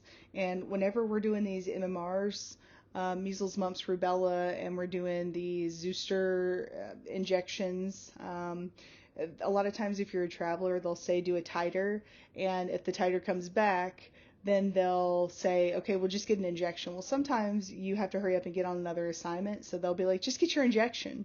And I always say, oh, that's right, because you sit at the desk and your job is to make money off of institutionalizing nurses like myself to get into an assignment that is absolutely pitiful and ridiculous. And not only do you want me to walk into the fire and fan out the flames using only the wind behind my lungs, but you also want me to get a 15th Zooster vaccine, which is absolutely going to make me hot for getting shingles later on in my life. So do not let these cats do this to you. They don't care. All that matters to them is what you represent and not you as a person, because 9 times out of 10, if you're a traveler, you don't even see your agent because they're in a different state. So I'm the exception to the rule because I speak my mind. You guys have met me, and I'm pretty hard to argue with because I don't have friends, I have books. And that's what makes me really hard to argue with, because I read all the time about random topics and various things. So I can't be intimidated and I can't be walked over. So until you're able to protect yourselves like that, which I know you will, right now, you need to make sure that you're advocating for yourself and you're advocating for other people. Vaccines are a great idea, but you don't need to over-vaccinate. These guys need these shingles shots. Shingles is on a dermatome. It is one of the most painful things you will ever experience. It's next to trigeminal neuralgia, in my opinion. I'm terrified of them. So we want to promote that. We want to promote pneumococcal vaccines. And a lot of these guys are going to think that they get the pneumonia because it's a pneumonia vaccine. So they think you get a small hint of pneumonia, and that's not how that works. FYI, if someone gets flu with the flu vaccine, it's because you were sick when you came in. You were already going to get it. And everyone wants to fight me about this, and everyone wants to say they're allergic to the flu vaccine. Unless you are physically allergic to polyethylene glycol, then you are not allergic to the flu vaccine, nor are you allergic to the COVID vaccine. People tried to give me those COVID modifiers that says, for allergic reasons, I can't have the COVID vaccine. And I say, oh yeah, do you like barbecue sauce and chicken? I'm like starving for some McDonald's chicken nuggets with barbecue sauce. Aren't those like the most delicious thing ever? And they go, oh my God, I love it. That barbecue sauce is so good. And I'm like, cool, it's got polyethylene glycol. So you're not getting your paper. It's not happening. Go get your freaking shot, because you're going to die. And if you don't believe me and you say it's not real, go ahead and tell my family that, because they're all buried right now because they all got COVID. So it's not a thing. Make sure that you're educating these people. Not the way that I do it, because obviously that's probably incredibly inappropriate, I'm sure. But for the purposes of you guys understanding who I am and what I am and the message I try to drive home, you know that I inject humor and or sarcasm because that's just my defense mechanism against the atrocity that is healthcare, and we're trying to make it better, and we want to make it better, and it starts with you guys. So educate these people on these vaccines. Let them know that they need to keep hydrated. Let them know that they need to exercise 3 to 5 times a week. Ooh, hold on, that's curious. I'm pretty sure I said exactly exercise 3 to 5 times a week in our lecture about our test review. Okay, cool. I'm done with this slide. All right, common conditions with the elderly when you're having ambulatory issues. I feel like these are self-explanatory. Dysrhythmias, falls, heart failure, stroke, fluid electrolyte imbalances, urosepsis, hip fractures. They're all concomitant and interdependent. They all work together to make the condition worse. I get it. Just know them for the sake of knowing them. It's not going to be anything that's going to be on a test or a select all that apply. Just know that these are commonalities, so watch out for them. Transition of care, it can be really, really hard. There's a transition of care model with evidence-based practice and management models. They're going to see a lot of these nursing models. Basically, the transitional care model is nothing more than evidence-based. It's this innovative approach to care for coordination and management of complex needs in the older adult. That's it. That's my spiel. Like I said, somebody needed to do a project for their doctoral program, and they made this innovative new thing called the transitioner care model, which means absolutely nothing, and I don't even know why we teach it, because it basically says, hey, guess what? Old people have functional deficits, and we need to understand that that comes along with behavioral and psychiatric issues because they can't walk anymore. Really? We needed to spend 150 pages in 4 years to talk about that just for you to get a piece of paper that says you're valid in the world? Like, ugh, gross. So yeah, there's this model. I'm not going to test you on it. Just walk over it. Know it for your NCLEX potentially, though. Obviously, we want people to recover from disability. Obviously, we want to help with their immobility and fix any pre-existing condition like habitual falls. Obviously, we're going to see what we can do to help with them help them with their functional decline and give them resources like home health. That's all this says. Okay, I'm done. Okay. Know that assistive devices like walkers increase the potential for them to walk, which is called a walker. Walker. Walker helps them walk. That is all the slide says. Okay, I'm done. So again, going back to neuromotor and neurosensory, these things are delayed and slowed in the elderly. I know that you have 4 call lights going off, you're 2 hours late on your meds, and you got a patient who needs a walker and barely walks, and you have to physically tell them to take a step, and it's annoying. Don't call your tech to come do that, because they've got 12 to 15 patients, and you can wait an extra 30 seconds. You're not that cool. So just give these guys a little extra time. A lot of these guys, if you have a motor vehicle accident and you're on a trauma unit, there's a traumatic brain injury, you have to give them extra time. You have to give them extra time. And one more time, ladies and gentlemen and non-binaries, you have to give them extra time like you're doing me right now. That's all the slide says. Do it. Do the right thing. That's it. Medication management. Wow. I could go on forever about this, but I'm not going to, because we're all sick and tired of hearing me talk, and so am I. So management is difficult. I'm not even talking about cognitive impairment, sensory perception, blah, da, da, da, da, that it says over here. I'm talking about polypharmacy. Polypharmacy is a problem, not because polypharmacy in the sense that most people think, where I'm getting Norco over here, I'm getting, Percocet over here, I'm getting morphine tablets, extended release, 60 milligrams over here. Those days are gone, right? We got ORS reports that check to see how many narcotics you're getting. So all narcotics are flagged nowadays. It's a universal system. We all know what you're doing, where you've done it, and how you've done it. That's not a big deal. What I'm talking about is you seeing the primary care provider over here who tells you to go to CVS to go get your blood pressure medication. And then you see your OB doc over here who says that you need to take this medication, but what she doesn't realize is, because she's not a cardiologist, it's going to absolutely affect the blood pressure medication, right?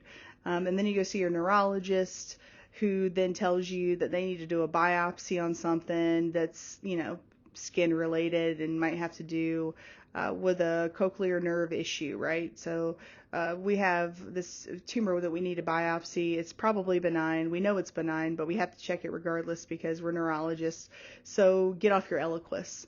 And you have to be off your Eliquis for 5 days. So guess what happens in that 5 days? Yeah, you stroke out. So that's cool. We need to stop playing this game. Docs don't talk to each other. Specialists don't talk to each other. I don't know why they don't do it. It's an extra call. I guess it takes more time. Fine, fair, whatever. I feel like we all need to work in the network of speaking to each other, even if we text message each other, just like you and I text message each other when you got a dumb question, even if it's not a dumb question, or even if it's a serious one, even if it's something silly like, hey, where is this? Oh, never mind, I forgot. I found it. No big deal. Sorry about that. That communication builds a rapport and builds a relationship, right? Like you and I have a relationship together, right? It is a professor to student relationship, sure, but more importantly, we're colleagues, right? Because eventually you're going to be on the other side and you're going to work with me, because I work in all of Ohio. I don't stay to one system. I'm a traveler. I'll be a traveler until the day I die. I love it, right? I get to meet people all the time and I get to learn new things, and that's just my jam in the world. I'm going to travel about life and figure out what this rock's all about. So that being said, you need to try to figure out who's given what to whom and what pharmacy you go to. It is not okay. I repeat, it is not okay for a patient to be like, I've got 4 different pharmacies.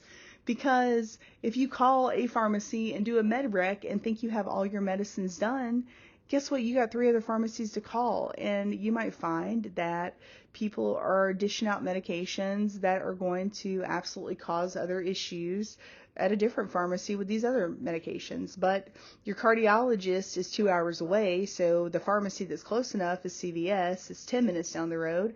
And then you see your neurologist 2 weeks from then, but it's in a whole entirely different town, so you have to go to another pharmacy there. We have got to talk to these guys and let them know that it is not okay to have 15 different pharmacies to go pick up their 15 different medications because they got to drive the upwards of an hour and a half to go to a specialty appointment. That might be on your review. We might have gone over that. I think we have. So let them know that they need to recognize it is not appropriate for them to have multiple pharmacies and multiple medications at these multiple pharmacies, and that they need to stick to one and find a centralized location that all of their medication goes to, period. The days of yore where we had to have a paper script and we had to give them to a pharmacist that was nearby are gone. We can do all this electronically now. So let them know they need to be encouraged to just have one pharmacy. And also know that that sounded really familiar to a review point that I made in our review lecture. Okay, nursing effects on drug metabolism. Drugs are going to run slower in the body if you're elderly. There's no way around it. It is what it is. If it goes through your kidneys and your kidneys have damage or they're slowed, it's going to have delayed time. If you have the same with your liver, same deal. And guess what? As you get older, so does your liver. As you get older, so do your kidneys. So you're going to have delay in management. I say this because a lot of people who are confused in a hospital setting, in an acute care setting, they will give you liquid Ativan to get through these MRI scans. Only the next day, we say that they have a change in condition. We call it stroke alert. We bring in all these people, and then we realize we gave 2 milligrams of Ativan to get through a 30-minute MRI when they really could have probably done it on their own. And the half-life of that stuff is like 18 hours. So the little itty bitty that's 93 pounds that got 2 milligrams of Ativan because she was afraid and shaky and kicking around and we needed to check her head, just now has another stroke alert. And guess what? Just went to another CT. And guess what? Just got charged another $5,000. All because we didn't realize that Ativan was a stupid medication to give somebody, because usually residents are the one writing the orders and the docs can't be bothered to check it until it's already too late. So there's that. So it's our job as a nurse to be their babysitters. I know it sounds stupid, but it's our job to be a doctor's babysitter sometimes and go, no, we're not giving the 90-year-old Ativan. Can we give him Atarax? It's a pill. It's for itching, and it'll still give him a sedative effect. It'll still make him sleepy because it affects the nervous system. It affects the nervous system much like Benadryl. I think I recall that in the review, that Benadryl affects the nervous system. Okay, cool. All right, cool. And that's all I got for this slide. All right, depression is not a normal part of aging. It's not. You can be 90 years old and be perfectly happy. My great-great-grandfather was. He was incredibly happy up until 104 years old. So it is not a normal process to age and to be depressed during the aging process. Are you going to be sad? Sure. Are you going to have bad days? Absolutely. There is a big difference between I am lonely and sad versus I am depressed and I refuse to get out of bed. Depression, like hardcore depression, is a thing. And it might last a day or a week or a month, or it might last a lifetime. But it needs to be addressed. So elderly people, second highest rate of suicide, age greater than 75 years old. Why? Because when you're a prisoner in your own mind and everyone is telling you what to do and when to go pee and when you need to hold your pee because they have to go give the medication across the room and then they can help you after, you want to no longer exist in this world. There, I said it, right? Just let it soak in for a second. We create the depression a lot of times as nurses. We create a person feeling like they're a prisoner in their own mind. And it's a terrible thing, and we should stop it. And we should be aware of it. But I can't teach people to care. I can try by letting you know what we're doing wrong so that maybe you'll recognize it when you do it yourself on accident. I'm guilty of doing this even. Like everybody does it. It is what it is. But when I do it, I recognize what I'm doing and I stop myself like dead in my tracks because I've been trained to do it, because I've made myself be trained to do it. So train yourself to do it. Whenever you see a person drop their eyebrows and you see their eyes kind of turn up like a cat, like Puss in Boots when he's doing that little thing where he's got the super cute, like puppy, beautiful black eyes that's like sad looking, you'll see their face drop like that very temporarily, and then they'll check it and they'll correct it. And that's your cue that you just screwed up, by the way. Cognitive behavioral therapy is something that I learned. I had to learn social cues through facial expressions. And I tell you what, I can see a face change by millimeter. It's that serious, because it meant that much to me to understand the human condition, because I'm not wired to understand the way people understand the world. And that's cool, whatever. But I want to live in your world, and I want to work with you in your world, and I want to be your colleague, and I want to be your friend. So I had to learn how to do it. So teach yourselves these concepts, because you guys were born with it, which means you forget it. If you're born with 2 great legs, you can run really fast. You don't think about the people behind you that can't walk very fast because they got a broken hip, right? Same concept. So be on the lookout. Make sure that you're giving them options. Excuse me. Make sure that that they understand that they are somebody in this world. Make sure that you're screening for depression. These guys, the last bit of autonomy sometimes that they have is to take their own lives. And it's tragic, but it happens, and we want to recognize that, because we need to let them know that even though right now feels like the worst in the world and they just want to be done, in 15 minutes that might change, and they might not have that opportunity because they might have made a decision that they would regret, right? Happens all the time. It's a terrible thing, this thing that we call mental health, that we don't take care of. It needs to be addressed. It is being addressed. We're working toward having a better existence, and being happier as a populace. So be a part of that movement, right? Fly it high, like make it what it is, and be active in your expression of mental health and what that means to you. So when you're depressed, tell somebody you're depressed. Like, it's okay. When you have a problem, tell someone you have a problem. When you're upset, tell someone you're upset. When you're sad, cry. Hey, guess what? That's what that's for. Those tears, that's what they're for. I know it sounds silly, but if we hide it, then we ball it up in the back of our brain and we box it in, and then we have a mental breakdown. And at that point, this is how we get to the suicidal ideation, because we have literally been beaten down so many times and boxed it up, because that's what we're supposed to do. We're supposed to shut up. We're supposed to keep moving forward.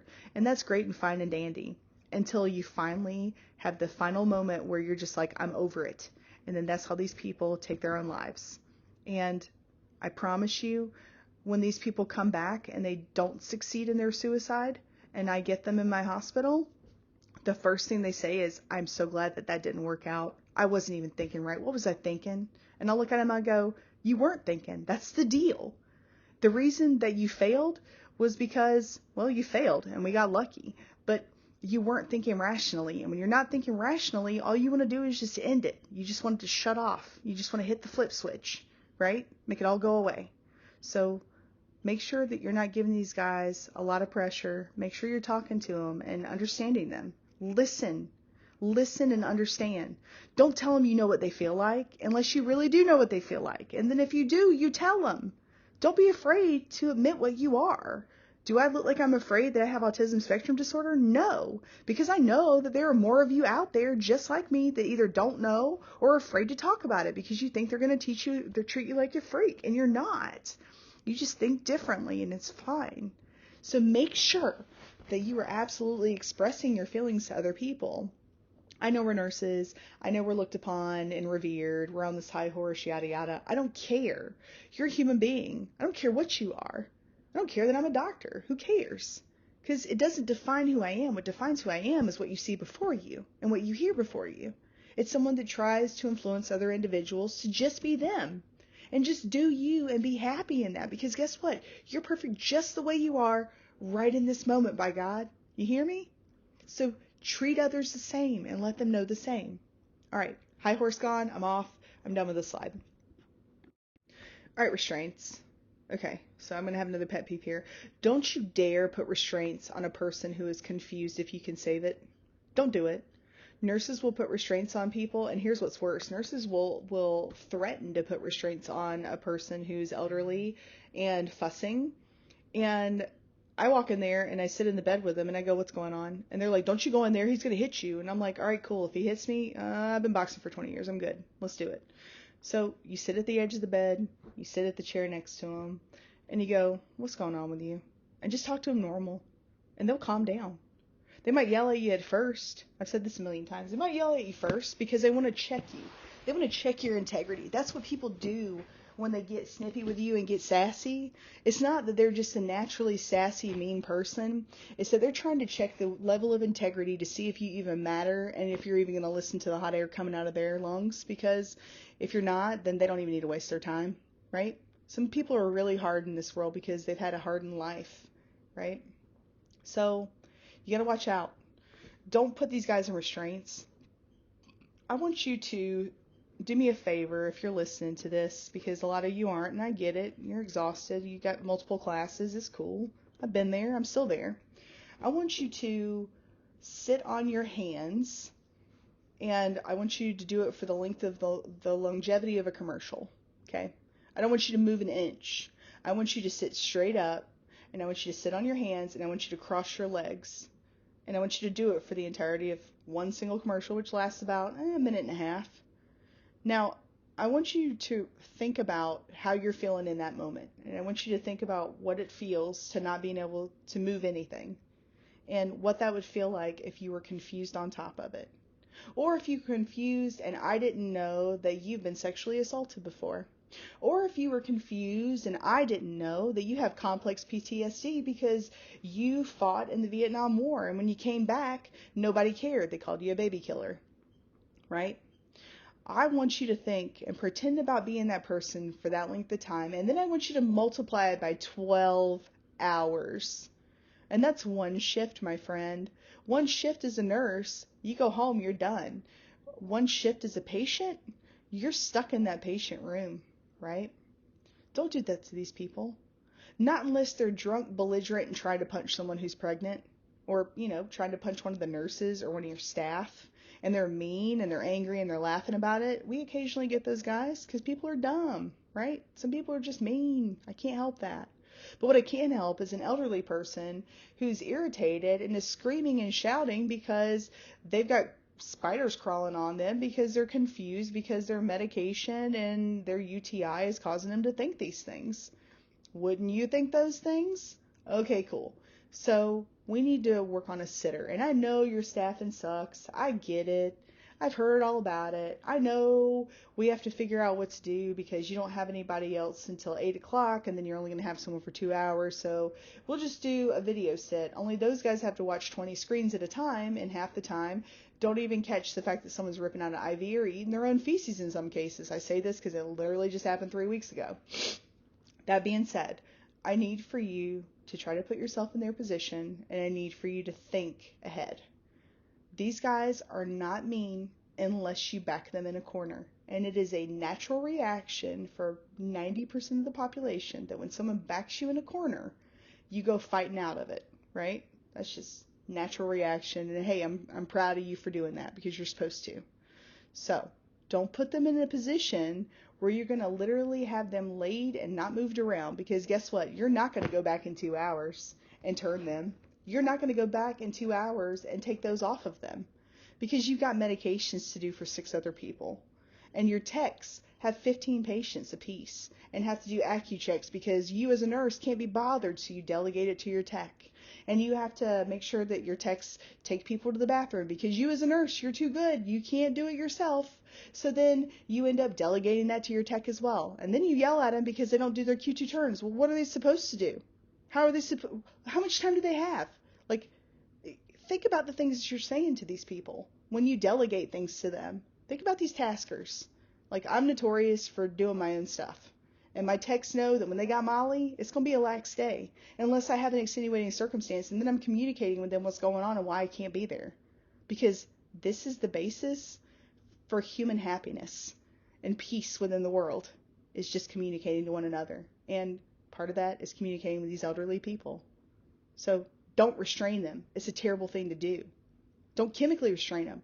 Don't throw Haldol in them because they talk back to you. They talk back to you because you did something dumb, right?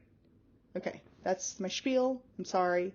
Pay attention to them. Don't do anything you wouldn't want done to you. Don't Thorazine somebody just because you can. That's cruel and unusual, and the universe is going to get you for that. And trust me, they're going to get you better than I ever could. So watch yourself. Do the right thing, guys. Do the right thing.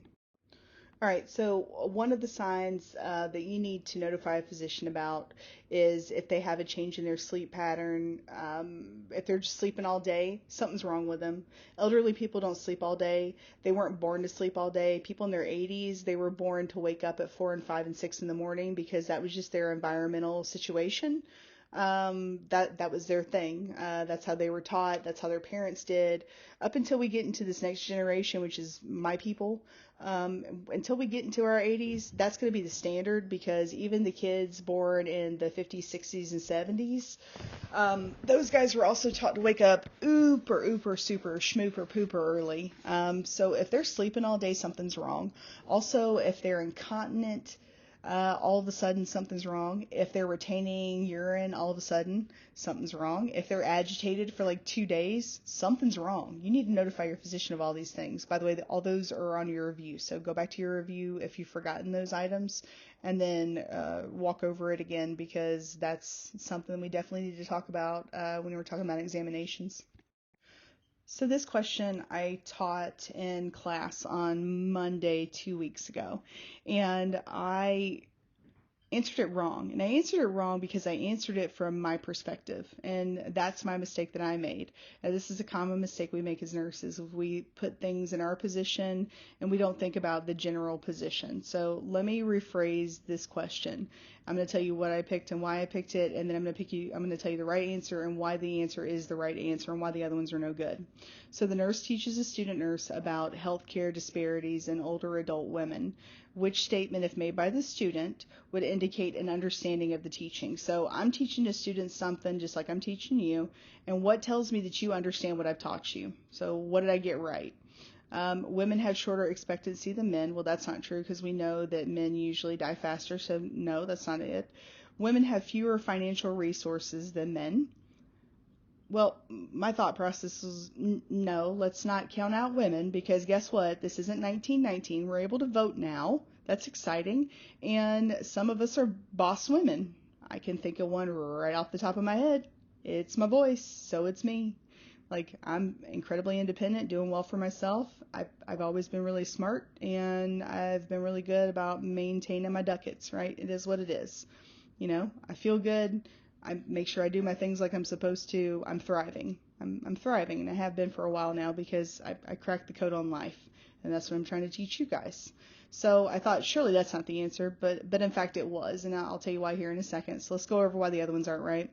Women are not likely to be a caregiver to their spouses. That is absolutely false. Women are absolutely more than likely caregivers to the spouses versus the inverse where a female spouse is usually in a nursing home and the male is walking about. It's not anything mean. Men, I don't believe in that generation were inherently able to secure what it was to be effeminate and to be nurturing because their job was to break big rocks into little rocks and take care of their family. Like, I get it. It's nothing that they've done wrong. They're not bigots. They're not terrible people. That was just how they were trained as a child, and usually how you were trained as a child is who you become. And there's a little bit of deviance here and there if we break free from that path, but as a general consensus, especially with that demographic and that age, these guys were built in the 50s and the 60s. I mean, this is what they were back then, and that was perfectly normal. Women stayed home, they took care of things, men didn't. They went out and they worked. There you go. Women more often have age-related cognitive impairments. No, women are actually sharper. And that is backed by evidence-based practice. We're always sharper because, you know, we have for the most part, and I'm the exception, but for the most part, we have a right dominant brain, which deals with the psychological pathways. So like your ability to have empathy, your ability to be nurturing, all of those things. So because of that understanding of the human condition and the psyche that we have that we're born with, that we've had since the dawn of time, we have less cognitive impairments as a whole, whereas men aren't really trained to think on an emotional level. At least these men weren't.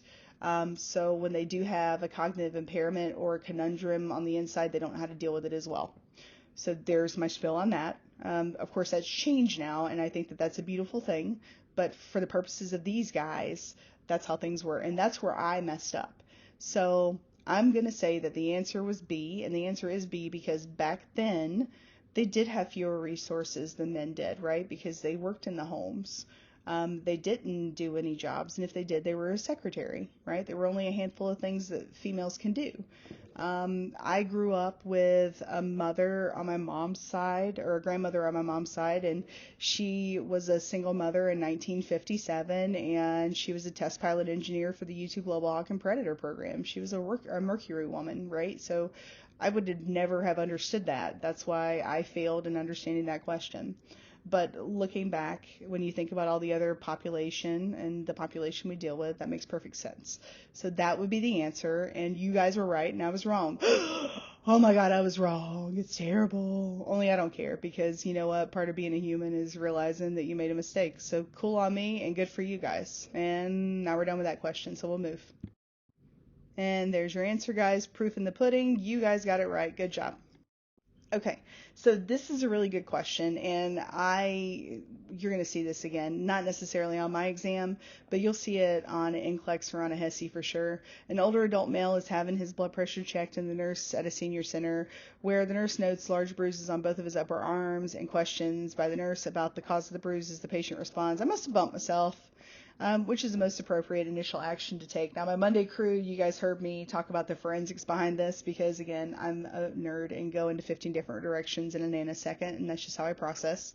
So let me break it down for everybody. When we got bruises bilaterally on the arms, what is that an indicator of? If we got bruises, plural, then to me, when I see bruises plural, if you bump something, you're only going to bump it in one area, and you're not necessarily going to bruise unless you're on Eliquis. So in a perfect world, this is a perfectly fine patient who has some hypertensive issues, clearly. So they're not going to bruise. That's got nothing to do with nothing. What does have something to do with something is somebody grabbing them, because when you grab somebody, you grab them in the upper arm, right? Or you grab them at the wrist, and that's where we see these bruises and breaks. So how do we approach the fact that we know someone's been abused? Well, I'll tell you what you don't do. Let's see what our questions say. A, ask the patient if anyone has been mistreating them. Do you honestly think after this whole big fat 3-hour discussion I've had with you guys on, 4 or 5 different topics, that an elderly person is going to go, yes, I'm being abused. Where have you been all my life? No, they're going to shut up and they're going to say everything's fine. Because again, they're a prisoner. They maybe live with their family member who they are solely dependent on to, be able to see the outside world and feel fresh air, or go to Walmart, right? Like dumb things like going to Walmart is an exciting moment for them because a lot of times these guys don't have any other resource and it's sad. So that's not the answer. B, report the findings to the state agency for elder abuse. Well, yeah, that could be cool. Only we don't want to report something if we don't know all of the details. So we need to have physical evidence that something is going on, because to be fair, you can actually get a federal what am I working? What's the English word? What's the word? You can actually get a penalty of perjury by federal law, right? For giving out a CPS or APS audit, and you didn't have any clear evidence of that happening. So that's not the answer. Question the patient about his living situation and activities. That is a great answer, because if I'm questioning the patient, I'm not saying, hey, you've been abused and I know it, but I'm also not saying, have you been abused? And then I'm dodging the question. I ask about, hey, who do you live with? Do you live with your son? All right, cool. What's your son do for a living? Oh, he doesn't work? Oh, okay, cool. Well, you have a really good support system, don't you? And then you see the eyebrow drop I talked about. And then you go, oh, do you not have a good support system? Does he not, he feeds you, right? And then they do the eye drop again. And well, how do you make your food if you need a walker, but you don't have a walker and you don't get around? And then that's about the time they go, well, I have to do what I have to do. And then that opens up the conversation, which gives you the evidence, which gives you the right to make that APS audit. So you see how that rolls around? And then D is reassure the patient that the information will be confidential. That doesn't help anything. All that does is say, hey, I swear I'm not going to go to the cops. And the first thing you think is, you going to go to the cops, right? So that's not a good answer either. So that's why C is the best answer. And that's why that's that. So, and then again, we're going to question the patient's living situation. Guys, thank you for dealing with me on yet another slideshow. We got eyes and ears, I think, and then we might actually be done. So that'd be cool. I'm going to keep blowing through it. It's 7 o'clock, and yeah, I